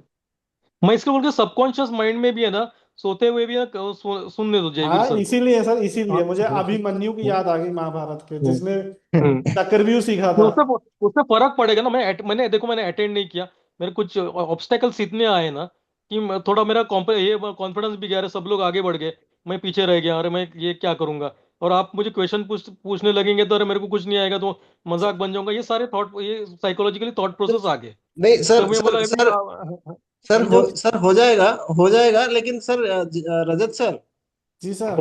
हाँ इसमें 114 में ना एक जो सेकंड पॉइंट है ना वो मेरे को समझ में नहीं आया, मैं पढ़ रहा था अभी बेरेट में। गुड फेथ बोल रहे हैं ना सर, गुड फेथ गुड बोलेंगे ना आप। गुड फेथ नहीं, good skill. Good skill. Good skill भी है, गुड फेथ भी है सर, अगर आप ध्यान से देखोगे तो। Good skill and knowledge. दोनों है, रीजनेबल स्किल और नॉलेज एंड गुड फेथ दोनों है। सर ये रखा है बस जबरदस्ती का लूप होल, पता नहीं मुझे समझ में नहीं आया तक क्यों रखा है कि भैया जब हटा दिया तो हटाओ ना यार, दोनों पाँव नाव में पैर रखता है ये कानून। क्योंकि वो मेरे को पढ़ के ऐसा समझ में आया कि शायद रिलीफ में वो इंजंक्शन ही देगा, कोर्स वो ये डैमेजेस वगैरह नहीं देगा, लेकिन वन से तो यही समझ में आया कि डैमेजेस और रिलीफ सब इंजेक्शन वगैरह मिलेगा for the valid claim. Sir relief मिलेंगे क्लेम 1 और क्लेम 2 को। अब वो रिलीफ क्या होगा वो डिसाइड करेगा 108 और 111। ठीक है सर। 108 and 111, okay. लेकिन सब सेक्शन 2 जो है 114 का, वो ये कहता है कि मान लिया आपका क्लेम 3 इनवैलिड है, हाँ लेकिन तब भी आप डैमेजेस की डिमांड कर सकते हो अगर आप ये प्रूफ कर दो that that claim was framed with good skill and knowledge. Reasonable skill and knowledge. क्या लिखा है? हाँ, reasonable skill and knowledge. Sorry, अरे वो गलती से थोड़ा बहुत इधर उधर निकल जाता है। सर जब केस चलेगी ना, तो पहले इसमें समझ जाने के बाद पहला ही उसका एडवोकेट है ना, वो ये डालेगा, इंजंक्शन सूट डालेगा। इंजंक्शन सूट पहला सुनाई देंगे, उसके बाद इंजंक्शन का ऑर्डर जो जो भी आएगा, उसके बाद फिर से प्रोसीडिंग चालू हो जाएगी मेन इसके ऊपर। देन ये सब कुछ सारी बातें आ जाएगी। क्लेम सर वो 3, क्लेम इंजंक्शन 2, कौन से क्लेम सेक्शन से मिलेगा? इंजंक्शन 104 है ना अभी। आप ही ने तो मुझसे पढ़वाया। नहीं, मतलब पढ़वाया मैंने लेकिन आंसर वो नहीं है। इंजंक्शन, इनिशियल इंजंक्शन जो होता है वो कौन सा सेक्शन प्रोवाइड करेगा? ग्राउंड, अभी इंजंक्शन इंजंक्शन आएगा तो एक इंजंक्शन का एप्लीकेशन ही आएगा। इंजंक्शन एप्लीकेशन है सेक्शन का 104A के अंडर हम लोग इंजंक्शन मांग रहे नहीं, हैं। तो आप बताओ तो सर। 108। अच्छा। 108 जो है वो आपको इंजंक्शन दिलवाएगा अच्छा। Initial, at the hmm, starting point of in proceeding. हम्म। और वो टेम्पररी रहेगा कि परमानेंट रहेगा? टेम्पररी। प्रोसीडिंग खत्म होते होने तक। हाँ, और हम्म। प्रोसीडिंग खत्म होने पर जो परमानेंट इंजंक्शन है वो कौन सा सेक्शन दिलवाएगा आपको? सर प्रोसीडिंग खत्म हो जाने के बाद परमानेंट इंजंक्शन नहीं आएगा, ऑर्डर आएगी ना। हाँ तो वो ऑर्डर इंजंक्शन। में जो परमानेंट इंजंक्शन है वो हम्म। कोर्ट कौन से सेक्शन का यूज करके देगा? सर अभी अभी हम लोग ने किया था ना, 113 ना। वो तो ये है 113। सर, ये तो वैलिडिटी सर्टिफिकेट का है। 111 है क्या सर? 111 तो हाँ हाँ हाँ हाँ, 111। 111 में restriction of the power of the court to grant damage of the account of the profile of the increment, सबसे प्रॉफिट सलाह। एक्चुअली उसी में जो लास्ट पॉइंट है वो ये बोल रहा है कि कुछ भी हाँ, हो, कोई कंडीशन हो, लेकिन इंजंक्शन देने से कोर्ट रोक को नहीं रोक सकते। नहीं सकते आप। हम्म, सबसे लास्ट जो स्टेटमेंट है उसका। हम्म। ठीक है सर, ये सेकंड 114 का सेकंड पॉइंट आप बोल रहे हो कि उतना कुछ है नहीं, क्योंकि मेरे को तो अभी भी समझ में नहीं आया, बट ठीक है, I think we can move sir forward. Sir देखिए उसका मैं बता देता हूँ। जो ये जो हमने एग्जांपल लिया ना सर अभी 114 में, ये तो ठीक इसमें है, ये समझ में आ गया सर। हाँ क्लेम 3 इनवैलिड है, हाँ, क्या उसको क्लेम रिलीफ मिलेंगे उसके? किस तरह का रिलीफ? डैमेज डैमेज, या चलो डैमेज मान लो, इंजंक्शन? चलो डैमेज मान लो, हाँ, नहीं क्या नहीं डैमेज मिलेगा। नहीं मिलेगा, बट स्टिल पेटेंटी उस डैमेज की डिमांड कर सकता है। डिमांड तो कुछ भी कर सकता है, लेकिन मिलेगा क्या उसको बाद में उसके तहत भी? अगर वो ये प्रूफ कर दे कि जो क्लेम 3 है that was framed with reasonable skill and knowledge. वो तो कोई कर देगा, या पता नहीं कितना subjective, I don't know, but मिलेगा मिलेगा, स्पेसिफिक रिलीफ मिलेगा वो, उसको स्पेसिफाई तो, कर रहे हैं सर, राइट बोल रहे हैं गर्ग सर। मिलेगा रिलीफ में 100% रिलीफ मिलेगा। में क्या इंजंक्शन मिलेगा? Injunction as the relief sir ऐसे बोल रहे हैं? वो तो बाद की अच्छा, बात वो है। इंजेक्शन डिसाइड होगा, मिलेगा, okay. Relief relief specific relief के अंडर इंजंक्शन मिलेगा।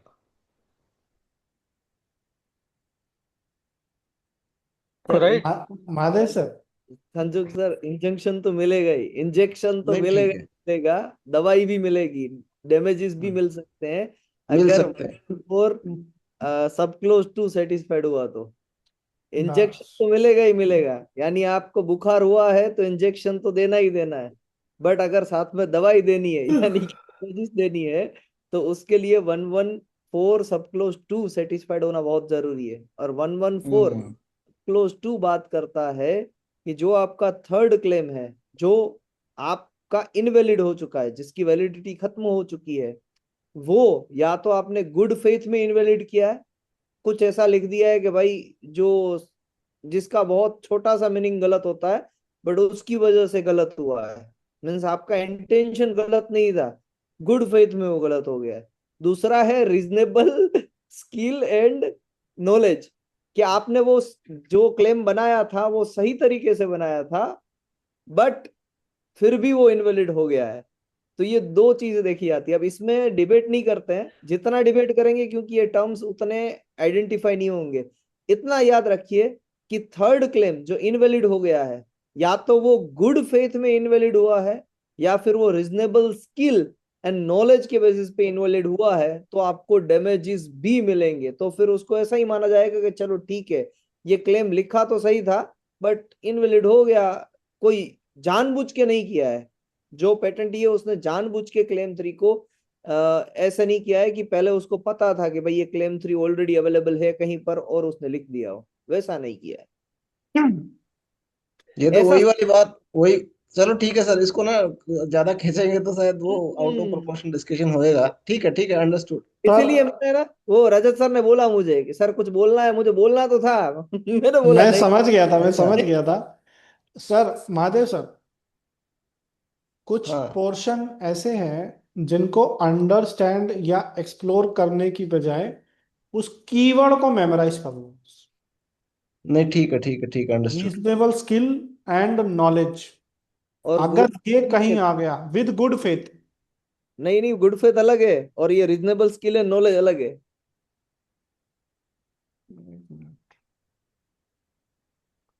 नहीं नहीं, चारों एक साथ चलेंगे, एंड की कंडीशन है ओके सर।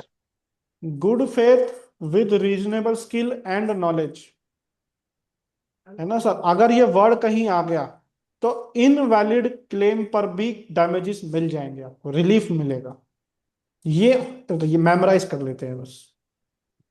अगर कोई क्वेश्चन आया ऐसा, तो वो क्या होगा, कैसा सिनेरियो होगा, कब ऐसा होगा, कब, उसको एक्सप्लोर करने से अच्छा है कि मान लिया क्लेम 3 इनवैलिड है but it was framed with good faith and reasonable skill and knowledge, तो डैमेजेस बेसिकली रिलीफ मिलेगा। बस क्लियर है महादेव सर? यस ठीक है सर। Sir, understood, yes. Last 115 scientific advisers in. Sir sir Rajat sir, जी सर। ये अभी तो आप बोले थे इनवैलिड क्लेम के लिए नहीं मिलेगा हाँ नहीं मिलेगा, डैमेजेस, नहीं डैमेजेस नहीं मिलेगा, मिलेगा। नहीं आप क्या मिलेगा। कह रहे हैं कि रिलीफ मिल जाएगा? हाँ, कब मिलेगा? हाँ जी। अगर आपने, सर मुझे अच्छा, चलो क्या ही बोलूं, इसको ऐसे समझिए सर। जी। मान लिया आपका क्लेम 3 इनवैलिड है, हम्म। तो आपको रिलीफ नहीं मिलेगा क्योंकि इनवैलिड हो गया। जी। लेकिन आपने ये प्रूफ कर दिया कि भैया जो मैंने क्लेम हम्म। 3 बनाया था वो गुड फेथ में बनाया था, with reasonable skill and knowledge, जी। तो मिल जाएगा, रिलीफ मिल जाएगा। गुड फेथ में कैसे? भैया मुझे नहीं पता था कि ये कल को इनवैलिड हो जाएगा, मैं तो अपनी इन्वेंशन बना दिया। तो डैमेज मिलेंगे? मिल सकते हैं सर, थियोरिटिकल नॉलेज है, मेमोराइज कर लो, उसको एक्सप्लोर करने में जाएंगे वो बहुत नहीं, वास्ट चीज स्टोर है। नहीं करते, मतलब उसमें लिखा यही है कि मिल सकते हैं, ये नहीं लिखा कि हाँ, मिलेंगे ही मिलेंगे। मिल सकते हैं अगर ये वो लिखा है? डिमांड कर, हाँ ठीक है। मिल सकते हैं।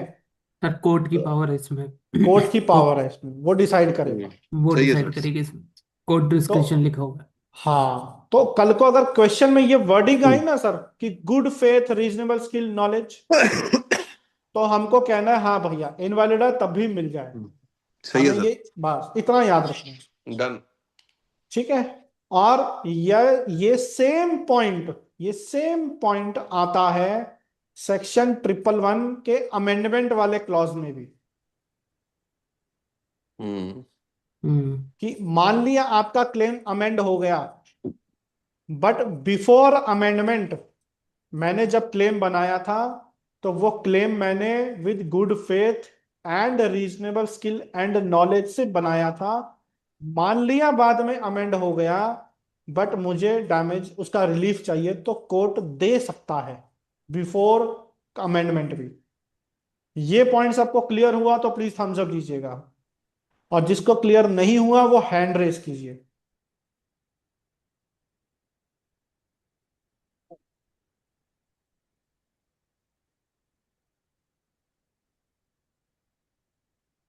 गौरव sir, Sakshi ma'am, Pradeep Pal sir, clear नहीं हुआ सर?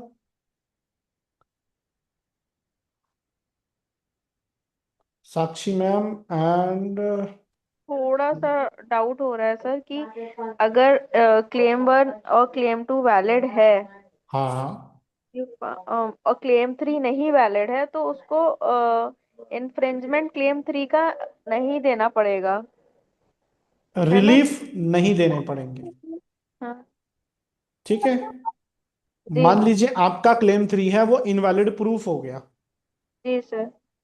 लेकिन आपने ये बोला कि सर मान लिया मेरा क्लेम 3 इनवैलिड हो गया, लेकिन जब मैंने क्लेम 3 फ्रेम किया था मेरी स्पेसिफिकेशन में, तब मैंने good faith with reasonable skill and knowledge से फ्रेम किया था, ठीक है। तो मैं रिलीफ की डिमांड करती हूं, तो कोर्ट दे सकता है, दे देगा ये नहीं पता, बट हमारे कंक्लूजन ये है कि आपको रिलीफ मिल जाएगा। लेकिन सर इनवैलिड है तो रिलीफ मिल ही जाएगा ना? साक्षी साक्षी मैडम, जी सर। सर इसको हटा दीजिए, ये स्क्रीन को हटा दीजिए, इसको इस तरीके से लिखिए कि क्लेम 1, क्लेम 2, वैसे दो क्लेम लिखिए, क्लेम 1 जो वैलिड है और क्लेम 2 जो इनवैलिड है।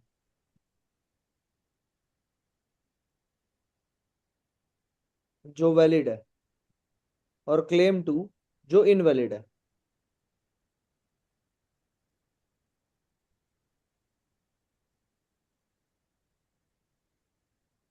अब क्लेम 2 के लिए तो कभी भी कोई डैमेजेस मिल ही नहीं सकते हैं, ना ही उस पे कुछ हो सकता है।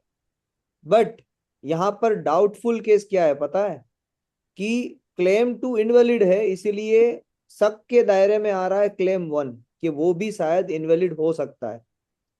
इसीलिए पूरी बात जो हो रही है किसकी हो रही है, इंजंक्शन मिलेगा कि भाई अगर क्लेम 1 से, मान लीजिए आप पेटेंटी है साक्षी मैडम, आप क्लेम 1 से मुझ पे केस कर रहे हैं कि जयवीर तू क्लेम 1 को इन्फ्रिंज कर रहा है, तो मैं कोर्ट के पास जाऊंगा, साक्षी मैडम का क्लेम 2 है ना, कोर्ट जी, जज जी, अभी है ना क्लेम 2 वो इनवैलिड है, तो क्लेम 1 है उसके लिए मुझे डाउट लग रहा है, मुझे थोड़ा सा टाइम दीजिए, और साक्षी मैडम को कहिए कि अभी रुके, मैं क्लेम 1 को जरा सा देख के आता हूं। तो अभी मुझे क्या मिल रहा है मैडम? सिर्फ इंजंक्शन। मैं इन्फ्रिंजर हूं, मैं इन्फ्रिंजर हूं, मगर आपका दूसरा क्लेम इनवैलिड होने की वजह से मेरे पास एक रिलीफ आ गया ना, मैंने डैमेजेस पे नहीं किए। यस और नो? जी सर। हाँ, अगर अगर आप प्रूव कर देते हैं, आप पेटेंट ही है और आप प्रूव कर देते हैं कि क्लेम 2 आपने लिखा सही तरीके से था, बाद में वो कहीं और डॉक्यूमेंट में मिल गया इसीलिए इनवैलिड हो गया है, मगर आपने कोई गलती नहीं की थी, गुड फेथ में रीजनेबल स्किल और नॉलेज से आपने लिखा था, तो आप कोर्ट में जज को कह सकते हैं कि मैंने क्लेम 2 सही तरीके से लिखा था, भले ही वो बाद में इनवैलिड हो गया। अब क्लेम 1 के लिए सिर्फ इंजंक्शन मत दीजिए जयवीर को, जयवीर से क्लेम 1 की डैमेजेस भी लीजिए। तो आपकी ये बात सही है कि क्लेम 2 के डैमेजेस की बात नहीं है, क्लेम 1 के डैमेजेस की बात है। मगर कब? जब इंजंक्शन की मैं डिमांड कर रहा हूं और आप डैमेजेस की डिमांड कर रहे हैं, तो आपको डैमेजेस कब मिलेंगे? जब आपका क्लेम 2 सही तरीके से लिखा हुआ था और इनवैलिड हुआ था, वरना नहीं। Getting my point ma'am? ठीक है, नहीं तो इंजंक्शन हो जाएगा। हाँ, क्योंकि बाद में हो सकता है ना आप शक के दायरे में आ गए कि आपका क्लेम 1 भी क्या हो सकता है, इनवैलिड हो सकता है। हाँ इसीलिए। तो आपको डैमेजेस भी मिलेंगे तो क्लेम 1 के ही मिलेंगे, क्लेम 2 के नहीं मिलेंगे सर, यहाँ पर वो तो लॉजिक ही नहीं बनता है। मिलेंगे तो क्लेम 1 के ही मिलेंगे, और इस तरीके से या तो वहां पर इंजंक्शन मिलेगा, और अगर क्लेम 2 सही तरीके से लिखा था तो फिर क्लेम 1 के लिए डैमेजेस भी मिलेंगे। मिलेंगे, सब कुछ मिलेगा, वो क्लेम 1 का ही होगा। क्लेम 2 इनवैलिड हो चुका है, फिर उसका कुछ नहीं होगा। जी सर, गॉट इट। अब यहाँ पर कोई डाउट है इस एक्सप्लेनेशन में तो बताइए साक्षी मैडम। नहीं सर, समझ गए। बाकी सभी लोगों को समझ में आ रहा है तो थम्स अप दीजिए, नहीं आ रहा है तो क्वेश्चन कीजिए, मगर छोटे छोटे क्वेश्चन।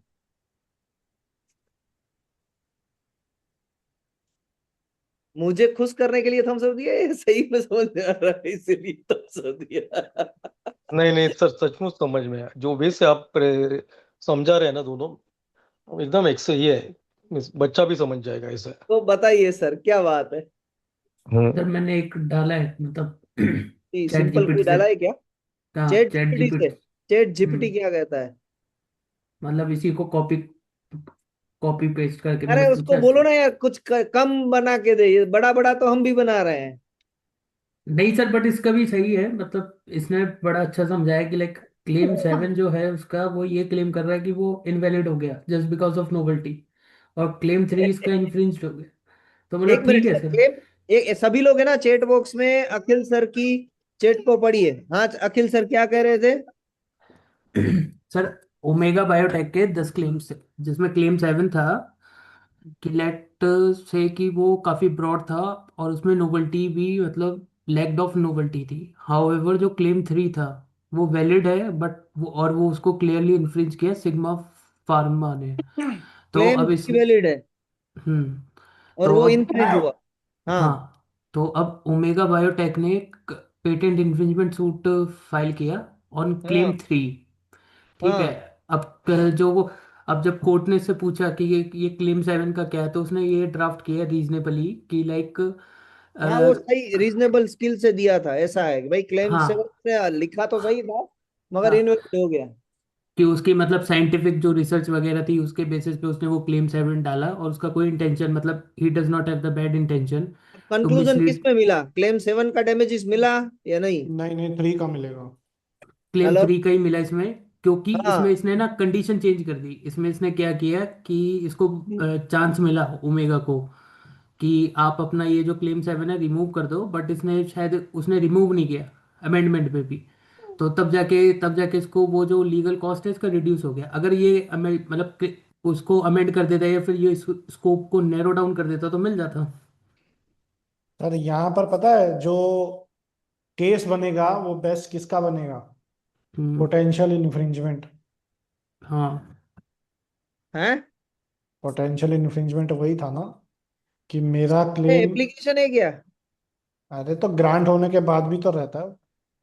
सामने कोई एप्लीकेशन ही नहीं, एक इन्फ्रिंजर है। तो पोटेंशियल इन्फ्रिंजमेंट का आएगा। पोटेंशियल इन्फ्रिंजमेंट तो तब अच्छा है हाँ, वो जहाँ तो पर एप्लीकेशन फेज में होगा ना। हाँ, तो फिर हाँ सामने कोई एप्लीकेशन तो दो यार। नहीं नहीं, ठीक है, वो तो एप्लीकेशन फेज में रहेगा। हाँ तो मोटा मोटा मैं तो देखो, मुझे कॉम्प्लिकेशन से बहुत डर लगता है। मैं सिंपली उसको एक्सेप्ट करता हूँ, फिर जाके केस स्टडी पे काम करता हूँ। आपने जो दिखाया उसमें है क्लास क्लेम 3 वैलिड और उसकी कॉस्ट मिल रही है, बस बात तो वही है ले दे के। हाँ, वो क्लेम 7 की सर इसलिए नहीं दे रहा है क्योंकि उसने वो अमेंडमेंट पे उसने क्या बोलते हैं। इनवैलिड हो ही गया है तो फिर काय का इनवैलिड हम्म चीज पे काय का मिलेगा कुछ। उसने अमेंड भी नहीं किया जब उसको मतलब अपॉर्चुनिटी प्रोवाइड की, तो एज सच जी जी जी जी। ये था। दिनेश सर समझ में आई बात सर? कभी आई हम्म। सर समझ, अब तो नींद आ रही है। हाँ नींद आ जाती है, ऐसी होती है ना तो बातें। अब सर एक बार फिर से मैं कह देता हूँ, फिर आप नींद ले लीजिए। सर एक मैं रिपीट करता हूँ एक बार, मैं अंडरस्टैंडिंग अपना हाँ जी। है ना, may be in slightly different, different तो नहीं है बट वैसे ही है। सो आई आई थिंक वो कंक्लूजन सही है कि अगर तीन क्लेम है जिनमें दो वैलिड है एक इनवैलिड है, मिलेगा आपको डैमेजेस एंड सब कुछ जो वैलिड क्लेम्स है उन्हीं का। हाँ बस। बट आपका जो इनवैलिड क्लेम है हाँ। उसको उसको एक हर्डल बना के आपको बाकी वैलिड क्लेम्स के लिए डैमेज देने के लिए मना नहीं किया जाएगा। नहीं, कब मना नहीं हाँ किया जाएगा? हाँ। जब जब आप ये प्रूव कर दो कि भैया ये जो इनवैलिड क्लेम है वो मेरा गुड फेथ में एक अच्छा स्किल से और उससे लिखा गया था, और ये मैं नोइंगली नहीं किया और ये वहां पे रह गया है इंसर्टेड हम्म, एज। बस यही है ये। आई थिंक वो एक सब कंडीशन है उसका। इसकी वजह से दूसरे वैलिड क्लेम्स को सफर नहीं करना पड़ेगा, यानी ये कहना चाह रहे हाँ सर। हैं। आप बिल्कुल। सर घर में मान लीजिए कि हम तीन भाई रहते हैं एक घर में, और तीन में से एक भाई ने किसी का मर्डर कर दिया। तो अब है ना, जब भी गांव में किसी का मर्डर होता है तो हम तीनों भाई को कटघरे में रखा जाता है कि भाई ये तीनों में से ही कोई होगा, इन लोगों की परवरिश ही ऐसी हुई है। ये वो वाली बात है। अगर ऐसे साउथ सोचेंगे ना कोरिया। तो ये रहेगा। South Korea. साक्षी मैडम को समझ में आ गई बात, देखो अखिल सर को भी समझ में आ गई। प्रदीप पाल सर बोलिए। चोर का भाई चोर ना। हाँ, चोर का भाई घंटी चोर। सर, हमारे महादेव यहाँ सर ने बोलते जो पॉइंट बोला उसमें बस एक पॉइंट और ऐड करना है। अगर पार्शियली इनवैलिड क्लेम है तो रिलीफ में इंजेक्शन मिलना तो डेफिनेटली श्योर है, वो तो मिलेगा ही मिलेगा। मिलेगा ही मिलेगा। डैमेज डैमेजेस तब मिलेंगे अगर जो इनवैलिड क्लेम है वो गुड फेथ में विद रीजनेबल स्किल और नॉलेज से फ्रेम करा गया था। बस टू लाइनर्स में बोलूं तो पूरा कंप्लीट। सर बस। वो भी नहीं मिलेगा, कोर्ट की डिस्क्रिप्शन है, दिया तो दिया, नहीं दिया तो नहीं दिया। इसमें हाँ कोर्ट वो तो भगवान है। है। इसमें कोर्ट भगवान है सर, इसमें कुछ नहीं है। ये इनवैलिड क्लेम में तो कोर्ट भगवान है। अब इच्छा करेगी तो दे देगा वरना नहीं देगा वो। ये वाला है इसमें। अगर जज साहब को चाय टाइम पे नहीं मिली। हाँ बस, सीरियसली सर ये डिस्क्रिप्शन लिखा हुआ है उसमें, उस वर्ड में डिस्क्रिप्शन लिखा हुआ है। आप इनवैलिड आपने शो कर भी दिया, उसका नहीं है मन नहीं देगा। क्या कर लोगे आप? सुंदरलाल त्रिपाठी। जोली है लेकिन। सही बात। गंगाधर सर ने कहा था ना, मोदी है तो मुमकिन है। सही में। मोदी है तो मुमकिन है। तो ये अच्छा अच्छा डिस्कशन अच्छा हुआ, इससे हाँ। सभी के दिमाग में बैठा और हमने बहुत उसको क्रक्स किया है, सही में। अच्छी बात हुई आज। आज भी एक नया डिकोडिंग हो गया। हम्म। चले last section sir, yes. And last minutes. Amicus curiae है। हाँ जी। एमिकस क्यूरी ये क्या है अब? सुना ये ना। समझा। एमिकस क्यूरी मीन्स कोर्ट का फ्रेंड। कोर्ट को हाँ अगर एक्सपर्ट अच्छा। ओपिनियन और एक्सपर्ट व्यू होता है ना, उसका एक लैटिन वर्ड होता है एमिकस क्यूरी। कोर्ट बोलते हैं एमिकस क्यूरी। वो कोर्ट को हम्म। गाइड करेगा, कोर्ट के बिहाफ में जाके इंक्वायरी करेगा, कोर्ट को एक्सपर्ट ओपिनियन देगा। ये हो गया एमिकस क्यूरी की डेफिनेशन के अंदर। और दूसरा आ गया इंडियन एविडेंस एक्ट के अंदर एक्सपर्ट ओपिनियन। हेलो। जी सर, जी सर। तो एमिकस क्यूरी यही स्पेलिंग है सर। एमिकस क्यूरी आई आई AMI अच्छा, AMIC एमिकस। एमिकस क्यूरी ये तो ये है ना, हम लोग को जो एंट्रेंस लेवल देते हैं ना हम लोग अपना एलएलबी का, ये होता ना पहला लेवल होता ना अपना, गवर्नमेंट एग्जाम लेता ना कौन सा कॉलेज में एडमिशन लेने का, उसमें पहला चैप्टर ही एमिकस क्यूरी है। Okay. AMICUS CURIAE। CURAE Latin word है, तो मैगजिम्स हम्म होते हैं इसमें, तो उसका इसका ये मैगजिम्स ये है amicus curiae, section 15 means. Sir ये ना मेरे को लग रहा है हम लोग एलएलबी वाला एग्जाम भी क्रैक कर ही डालेंगे, मेरे को ऐसा लग रहा है इधर नहीं उधर के मजा आ और रहा है सर, भी आपने वो एक्चुअली मेरी मिस्टेक है, मैं नहीं सिर्फ नहीं सर, मैं उसके यही लिए कहने लगा था सर, लगता है अब एलएलबी का एग्जाम भी देना पड़ेगा और सर, नहीं संजोग नहीं, सर को उसके पकड़ना पड़ेगा। सर उसके लिए मैं संजोग सर की जगह पे बैठूंगा, संजोग सर मेरी जगह पे बैठेंगे, हाँ वो वही कह पढ़ाएंगे रहे अपना। हैं हमें एक और एग्जाम देना पड़ेगा। LLB LLM साइबर लॉ ये है ना, ये मेरा actually I am teaching in colleges, तो मैं डेफिनेटली आप लोगों को है ना वैल्यू एड कर दूंगा आपके, अगर LLB करना चाहती हो तो। Sir you are already adding a lot of value sir. तो यही है ना सेक्शन 15 सर। हाँ जी, हाँ और जी। इंडियन एविडेंस एक्ट जो अभी भारतीय साक्ष्य संहिता है, ये ओल्ड इंडियन एविडेंस एक्ट का section 41 45 opinion of experts code बोलता है कि भाई ये लेके जाओ, और फॉरेंसिक साइंस के अंडर भी कोड बुलाता है ओपिनियन ऑफ एक्सपर्ट, कि भाई टेक्नोलॉजी मालूम नहीं है, टेक्निकल एक्सपर्ट बुलाया, ये बुलाया, ये सेक्शन 15 है ऐसे मुझे लग रहा है। अभी आप गुरु लोग हैं, अगर इसमें अगर और कुछ नहीं रहेगा नहीं, तो ज्ञान दीजिए। नहीं नहीं, वही है सर, वही है। Technical experts are called upon whenever required for technical advice।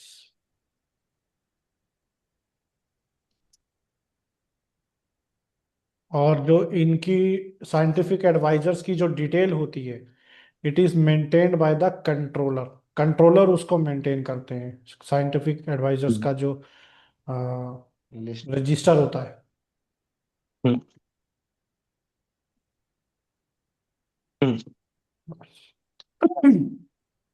Sir complete. Scientific adviser science background से होना चाहिए, साइंस टेक्नोलॉजी इंजीनियरिंग बैकग्राउंड से होना चाहिए, इंडिया से उसने ये डिग्री प्राप्त की होनी चाहिए, और 15 बरस का उसका एक्सपीरियंस होना चाहिए, चाहे वो स्टेट गवर्नमेंट या सेंट्रल गवर्नमेंट या फिर किसी भी ऑर्गेनाइजेशन में उसने रिसर्च के अच्छे से ओहदे पे काम किया हो 15 बरस। ये 3 रिक्वायर साथ में डाल दीजिएगा। साइंस ये कहीं रूल में है क्या? जी सर। अच्छा, रूल में है ये।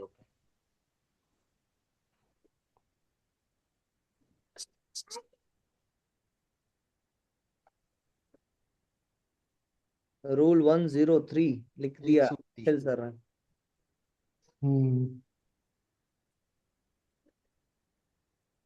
और अगर किसी भी साइंटिफिक एडवाइजर के ऊपर कोई केस चलता है, मान एक एक क्लोज बता रहा हूँ कि वो इसको इम्प्रिजनमेंट होती है, इंडिया में नहीं बाहर भी, तो उसका नाम साइंटिफिक एडवाइजर की लिस्ट से निकाला जा सकता है।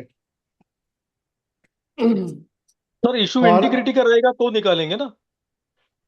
वैसा सर ही। अभी अगर अभी अभी देखो क्रिमिनल जस्टिस 3 आया ना हॉटस्टार पे, वो डॉक्टर को पकड़ के लेके जाता है, फिर अपेंडिक्स का ऑपरेशन करता है डॉक्टर जेल में बैठ के, तो वो तो नहीं देना चाहिए, लेकिन उसका एक्सपर्ट है, एक्सपर्ट ही है सामने, एक प्रिजनर मर रहा है तो परमिशन बोलता है कि वो हॉस्पिटल लेके जाए तक मर जाएगा तो मैं यही कर लेता हूँ, तो इसका ऐसा मतलब है कि प्रिजन में डॉक्टर है, इसका मतलब उसका हेल्प नहीं लेना है, लिया उसने, उसका इंटीग्रिटी इशू नहीं होना चाहिए उसके ऊपर। अगर उसने इसने कौन सा साइंटिफिक ऑफिसर ने मर्डर किया है, ये किया है तो चलेगा, लेकिन उसके ऊपर फ्रॉड धोखाधड़ी ये केसेस नहीं होने चाहिए। मतलब आप ये बोल रहे हो कि मर्डर करके आके सरेंडर कर दिया उसने, खुद से ही खुद हाँ करके नहीं आया। नहीं, सरेंडर जो पकड़ा गया, भगोड़ा हो गया, उसको पकड़ के लेके आया फिर भी चलेगा, क्योंकि क्या है नहीं, मनोहर तब तो उसका जो एथिक्स क्वेश्चन में आ मेन गया ना, कि अगर वो भाग गया तो एथिक्स आ गया क्वेश्चन में। नहीं नहीं नहीं, भाग गया मीन्स उसको ये है ना, वो जनरल डिफेंस के अंडर वो ये हो गया, वो डर गया और भाग गया। उसका उसका मेंस रिया जाता है क्राइम में हमेशा। मेंस रिया मीन्स आपका एक्शन पर से, और सर मेंस रिया मीन्स आपका संजोग सोच कैसा था, संजोग आप सर इंटेंशन क्या था। हाँ। संजोग sir, hmm if the person is convicted and penalized with the imprisonment, हम्म। तो क्या होगा? लेकिन वो नहीं, लेकिन अगर वो काम का है, उसकी एक्सपर्टी काम में आती है, तो कोर्ट उसको बुला सकता है ना, कि हाँ, गुड नहीं फेथ में। बुलाया, अभी नहीं अभी बुलाया। अभी आप ही बोला था गुड फेथ, एरोप्लेन तो भी उसका बुला सकते हैं, एरोप्लेन में भी कोई इमरजेंसी आई तो भी वही बुलाते हैं। कोर्ट में भी हम्म इमरजेंसी आई तो कोर्ट में भी जो बैठे हुए हैं उसमें से ही किसी को बुलाएंगे। और हम्म अगर मान लीजिए कि घर पे भी कभी कोई इमरजेंसी ऐसी आती है, तो घर पे हम्म खुद भी जो जिसका नॉलेज सबसे ज्यादा है उसको बुलाते हैं सर। वो तो कॉमन, हम्म यानी वो फैक्ट है हम्म ही कि बुलाना ही चाहिए, डॉक्टर है तो फिर उसकी सलाह माननी ही चाहिए। हम्म वो तो वरना भी वो तो वैसे भी मरने वाला है, उससे अच्छा है कि हम्म इसको पता कि अगर जिंदा हो जाए तो अच्छी बात है। हम्म। सही बात है। तो उसकी मगर फ्रॉड सर फ्रॉड ये पर्सन दीजिए की सर, क्रेडिटेबिलिटी है ना, वो चलो ये हो जाती है। प्रैक्टिकेबिलिटी, सर संजोग सर आंसर ये दीजिए कि साइंटिफिक एडवाइजर कौन बन सकता है, क्वालिफिकेशन क्या है उसकी? साइंटिफिक अभी देखो, टेक्नोलॉजी और लॉ में मैं बी इलेक्ट्रॉनिक्स हूँ। एक, मैं हाँ, साइंटिफिक एडवाइजर बन सकता हूँ इलेक्ट्रॉनिक्स इसका मैटर में, क्योंकि मेरे पास 27 ईयर्स का हर एमएनसी का एक्सपीरियंस है। मैंने गवर्नमेंट के साथ काम किया हुआ है, एक मैंने डीआरडीओ और के एक साथ काम और किया। एक आपका हाँ, एक चीज आपने छोड़ दी बस सिर्फ, हम्म, तीसरा एक पॉइंट छोड़ दिया। सर यहाँ पर कौन सा? रेसिडेंट रेसिडेंट है या सिटीजन है? Citizen. Citizen of India. Citizen of India. हाँ बस। लेकिन सर, सुनो सुनो सर, अभी अभी थोड़ा सा मैं आर्ग्यू कर रहा हूँ, तुम लोग का टाइम ले रहा हूँ। अभी नहीं, हेडली की जो केस आई, जिसने जर्मन बेकरी और सब जगह बॉम्ब लगाए, बैंगलोर बेंगलोर में जाके कसाब को इन्फॉर्मेशन दी, उस टाइम हम लोग यूएस के एक्सपर्ट के भी व्यूज ले लेंगे, क्योंकि वहाँ वहाँ वहाँ का भी डेटा ले लेगा। वहाँ की एजेंसीज भी आ जाएगी गवर्नमेंट की अपने पास, कि भाई आ जाओ और हम लोग को ये कर लो। नहीं हो जाएगा? हो जाएगा अभी तो। पेटेंट पेटेंट का क्राइम का बात चल रहा है, तो पेटेंट में ऐसा है या नहीं है मुझे मालूम नहीं है। लेकिन एक्सपर्ट व्यू ये कोई भी कंसल्टेंट हो सकता है, एक्स आर्मी पर्सन हो सकता है, या इंटरपोल का पर्सन हो सकता है, या जो जो भी उसके पास डेटा या ये है ना, ये भी हो सकता है।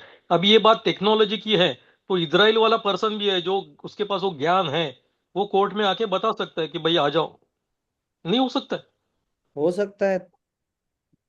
बट डिपेंड्स ऑन कोर्ट, उसकी डिस्क्रिशनरी पावर के अंडर है कि वो सिटीजन ऑफ इंडिया होना चाहिए कि क्या होना चाहिए, भाई एग्जैक्टली क्या है क्या। अब नहीं, इंडियंस लोगों को लिखा मालूम हुआ नहीं है, रहेगा इधर। 103 में लिखा हुआ है सर, रूल नंबर अच्छा, मतलब 103, हमें वही तो करना है सर अभी।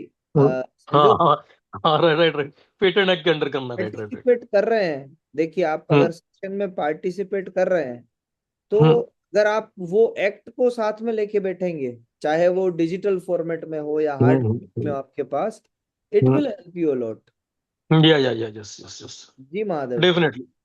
अच्छा सर, ये संजोग सर, ये ना, with all due respect and the intention ना आपके जो है, उसको there is nothing that I am questioning, and if this is just a अरे पूछो रिक्वेस्ट, भाई, पूछो, क्लासमेट है हम लोग, है पूछो। ना, तो उसमें उसमें बिंदास पूछो, हाँ हाँ। रिक्वेस्ट ये है, नहीं पूछ नहीं रहा है, just making a small request, कि हम लोग ना इसको थोड़ा ज्यादा डाइग्रेस करेंगे ना, तो hmm, it will people will lose interest.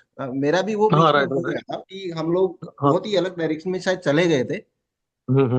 Request would be कि अगर हम लोग ना थोड़ा सा, अगर उसको वी डोंट डाइग्रेस एंड हम लोग थोड़ा सा अगर फोकस रहेंगे, तो probably it will help everyone. नहीं नहीं, फोकस ही रहना है, वो फोकस वाला काम दोनों करते हैं।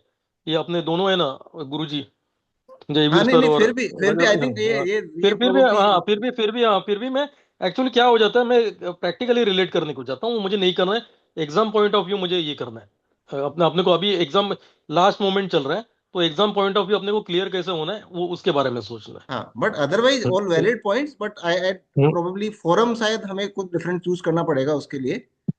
नहीं नहीं, अभी एग्जाम के बाद, हाँ एग्जाम हाँ, के ऑफ बाद। कोर्स, एब्सोल्युटली एब्सोल्युटली अब एब्सोल्युटली। नो नेक्स्ट फोरम और नथिंग, एग्जाम के बाद कर हाँ, लेंगे। क्योंकि मैं थैंक यू कुछ सो मच सर सबसे पीछे हूँ अंडरस्टैंडिंग के लिए। और मुझे कवर करना है, मेरा एकदम बुलेट ट्रेन का स्पीड से मेरे को गाड़ी चलाना है। देखिए संजोग सर, बोलिए। एक चीज याद रखिएगा, जो कुछ भी हम्म होता है ना यहाँ पर, जब भी कुछ होता हम्म है वो कुछ हम्म अच्छे के लिए होता है सर। हम्म तो हम्म ये भी शायद कुछ अच्छे के लिए हुआ होगा, यानी हम्म इसका कोई नेगेटिव इम्पैक्ट या नेगेटिव थॉट प्रोसेस दिमाग में मत लाइएगा। हाँ सर एब्सोल्युटली तो वो ये जो नहीं चीज नहीं है, ये नहीं नहीं ये क्लासमेट है।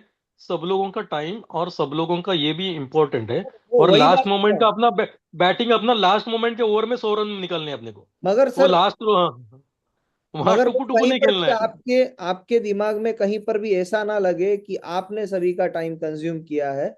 जो होता है, जब जब जो होना है तब तब तो होता है। मैं महादेव से हम्म सर की बात को मना नहीं कर रहा हूँ, वो सही बात कह रहे हम्म हैं, बट हम्म उसका एडवर्स इफेक्ट कहीं पर भी आपके दिमाग में ना पड़े।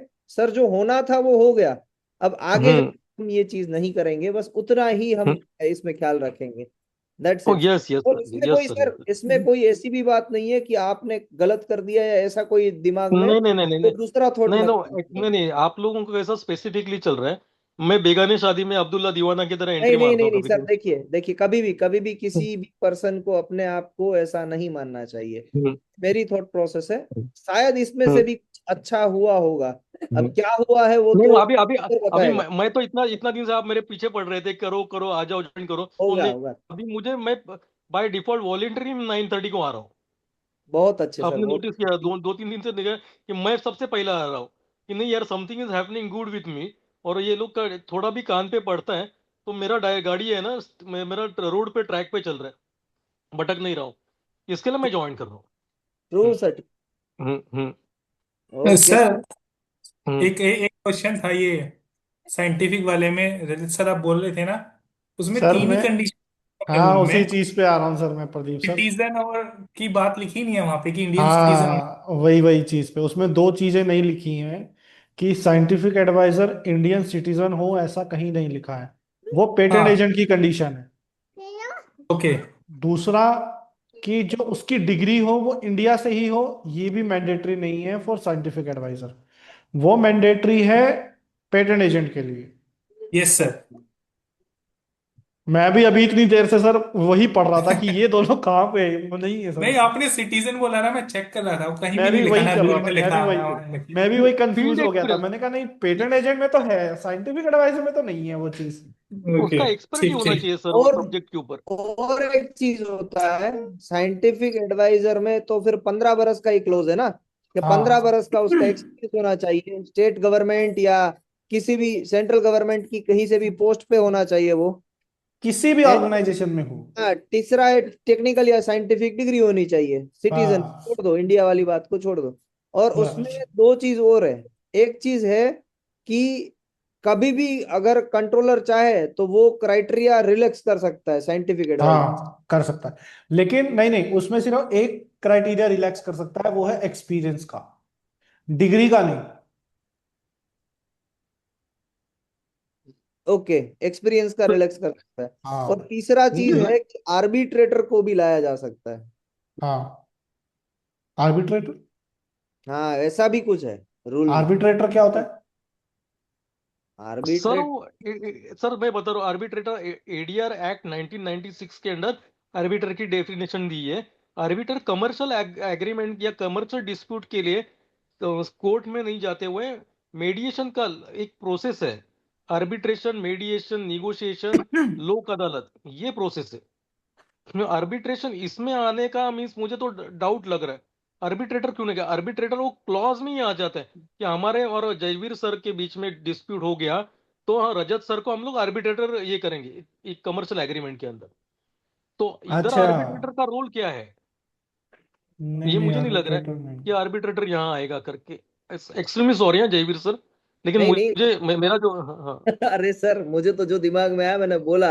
अब मुझे वो दिमाग में क्यों आया, अब मुझे भी क्लियर करना पड़ेगा। मुझे है ना, इंस्टिंक्ट आती है, मैं ऐसे पढ़ता नहीं हाँ, हूँ, पढ़ा हुआ है वो मेरे और दिमाग में आती है। नहीं क्या नहीं, है? आपका आपका जो, आर्बिट्रेटर का सिलेक्शन ग्रुप में होता है। और आर्बिट्रेटर का ये जिधर कोर्ट में नहीं होता आर्बिट्रेटर, आप 5 स्टार में बैठे हो वहां आपका कोर्ट चालू हो जाएगा। जहां आदमी खड़ा होता सर है ना वहां लाइन सरपंच, चालू होती है ना, वो वाला आर्बिट्रेटर होता है आर्बिट्रेटर सरपंच बस। सरपंच जो गांव का होता है, जो सुलह हाँ करवाता है, वो हो गया आर्बिट्रेटर। नहीं नहीं सर, आप सरपंच के साथ आर्बिट्रेटर का तुलना मत करो। आर्बिट्रेटर को बहुत अर्निंग अच्छा है। समझने की बात कर रहे हैं सर, समझने के लिए अच्छा। बस। अब ये आर्बिट्रेटर या तो डिजाइन एक्ट में या पेटेंट एक्ट में है जरूर। सर आपने जो बोला ना, वो उसका क्लॉज ये है, 104 में है शायद, कि कंट्रोलर अगर चाहे, अगर उसकी नजर में कोई पर्सन टेक्निकली फिट है, चाहे उसके पास एलिजिबिलिटी क्वालिफिकेशन नहीं है, तब भी वो उसका नाम साइंटिफिक एडवाइजर के तौर पे ऐड कर सकता है। तो वो रिलैक्स हुआ ना क्राइटेरिया। वो अलग है। वो रिलैक्सेशन नहीं है। हाँ हाँ, वो कहाँ पर है? 105। I am not an infringer. नहीं नहीं, इन्फ्रिंजर कहाँ से आ गया इसमें? 105 तो वही है। अरे नहीं, अरे आप सेक्शन में जा रहे हो, मैं रूल की बात कर रहा हूँ। ये देखो, दिखाओ। उसके पास इयर्स ऑफ एक्सपीरियंस है ना वो डोमेन का, एजुकेशन नहीं है। notwithstanding anything contained in this rule 103 and 104, enter the name of any person in the role of scientific advisors if he is of the opinion after such inquiry as he deems fit that such person should be entered in the role of scientific advisors। 103 और 104 जो है qualification की बात करते हैं, वो तो है ही। है ना? तो ये है। और रिलैक्सेशन का ये है सर, कि किसी पर्सन ने अप्लाई किया बट उसको लगता है कि that person is otherwise well qualified, तो उनको थोड़ा सा रिलैक्सेशन दे दो। थोड़ा सा। सर 105 पे जाएंगे एक बार। आपने बोला 103 या 104 में से कोई भी अगर मीट नहीं कर रहा, बट 104 है। दोनों। ओके, दोनों। नहीं, दोनों को एक्सक्लूड करना है, उनको ऊपर सुपरफिशियल हो गया ये। ओके, नॉट विथ ठीक ठीक। Standing anything contained in this rule, मतलब उनको फॉलो करने की जरूरत नहीं है उन दोनों रूल्स को। ओके, वो 104 अपने, तो बोलता है बस उसे बायोडाटा सबमिट करना है कंट्रोलर के पास, इफ ही वांट टू हाँ, जॉइन दैट लिस्ट। मतलब 105 सिंपल सा ये कह रहा है, कंट्रोलर अपनी मर्जी से जिसका चाहे नाम एंटर कर सकता है, बस। ओके, ठीक है। बस सिंपल कंक्लूजन ये है इसका। और मान लो किसी ने अप्लाई किया बट उसको थोड़ा सा एलिजिबिलिटी प्रॉब्लम आ रहा है, but he is well qualified, technically sound person है, तो उसको रिलैक्सेशन देकर कंट्रोलर एंटर करवा सकता है। ओके, वो 106 है बस एक्सपीरियंस के जो। ओके, ठीक है। इतना ही है सब। वो जो एक आप सेक्शन है सर आर्बिट्रेरी, इसके, हाँ जी, 6 क्या कह रूल रहे हैं हैं? इसके। एक हाँ, सेक्शन है, 6 रूल हैं इसमें। क्या रूल है? हाँ, 108 तक।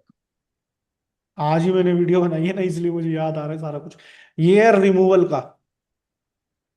कि मैंने आज ही पढ़ा है ये सारे रूल, मुझे इसलिए याद है। सर ये बहुत इंपॉर्टेंट है, मैंने बोला था ना। बाद हाँ। के जो है ना, साइंटिफिक एडवाइजर, पेटेंट एजेंट और मिसलेनियस रूल्स, सबसे ज्यादा कंटेंट इन्हीं में है। ओके सर, ठीक है, कल पेटेंट वाले भी करते हैं, पेटेंट एजेंट रूल्स। सेम है सर, साइंटिफिक एडवाइजर और पेटेंट एजेंट लगभग सेम है, एक बार पढ़ लो ओके, बस। ठीक है। चलिए मिलते हैं। जय हिंद, हैव अ नाइस। जय हिंद सर। जय हिंद सर।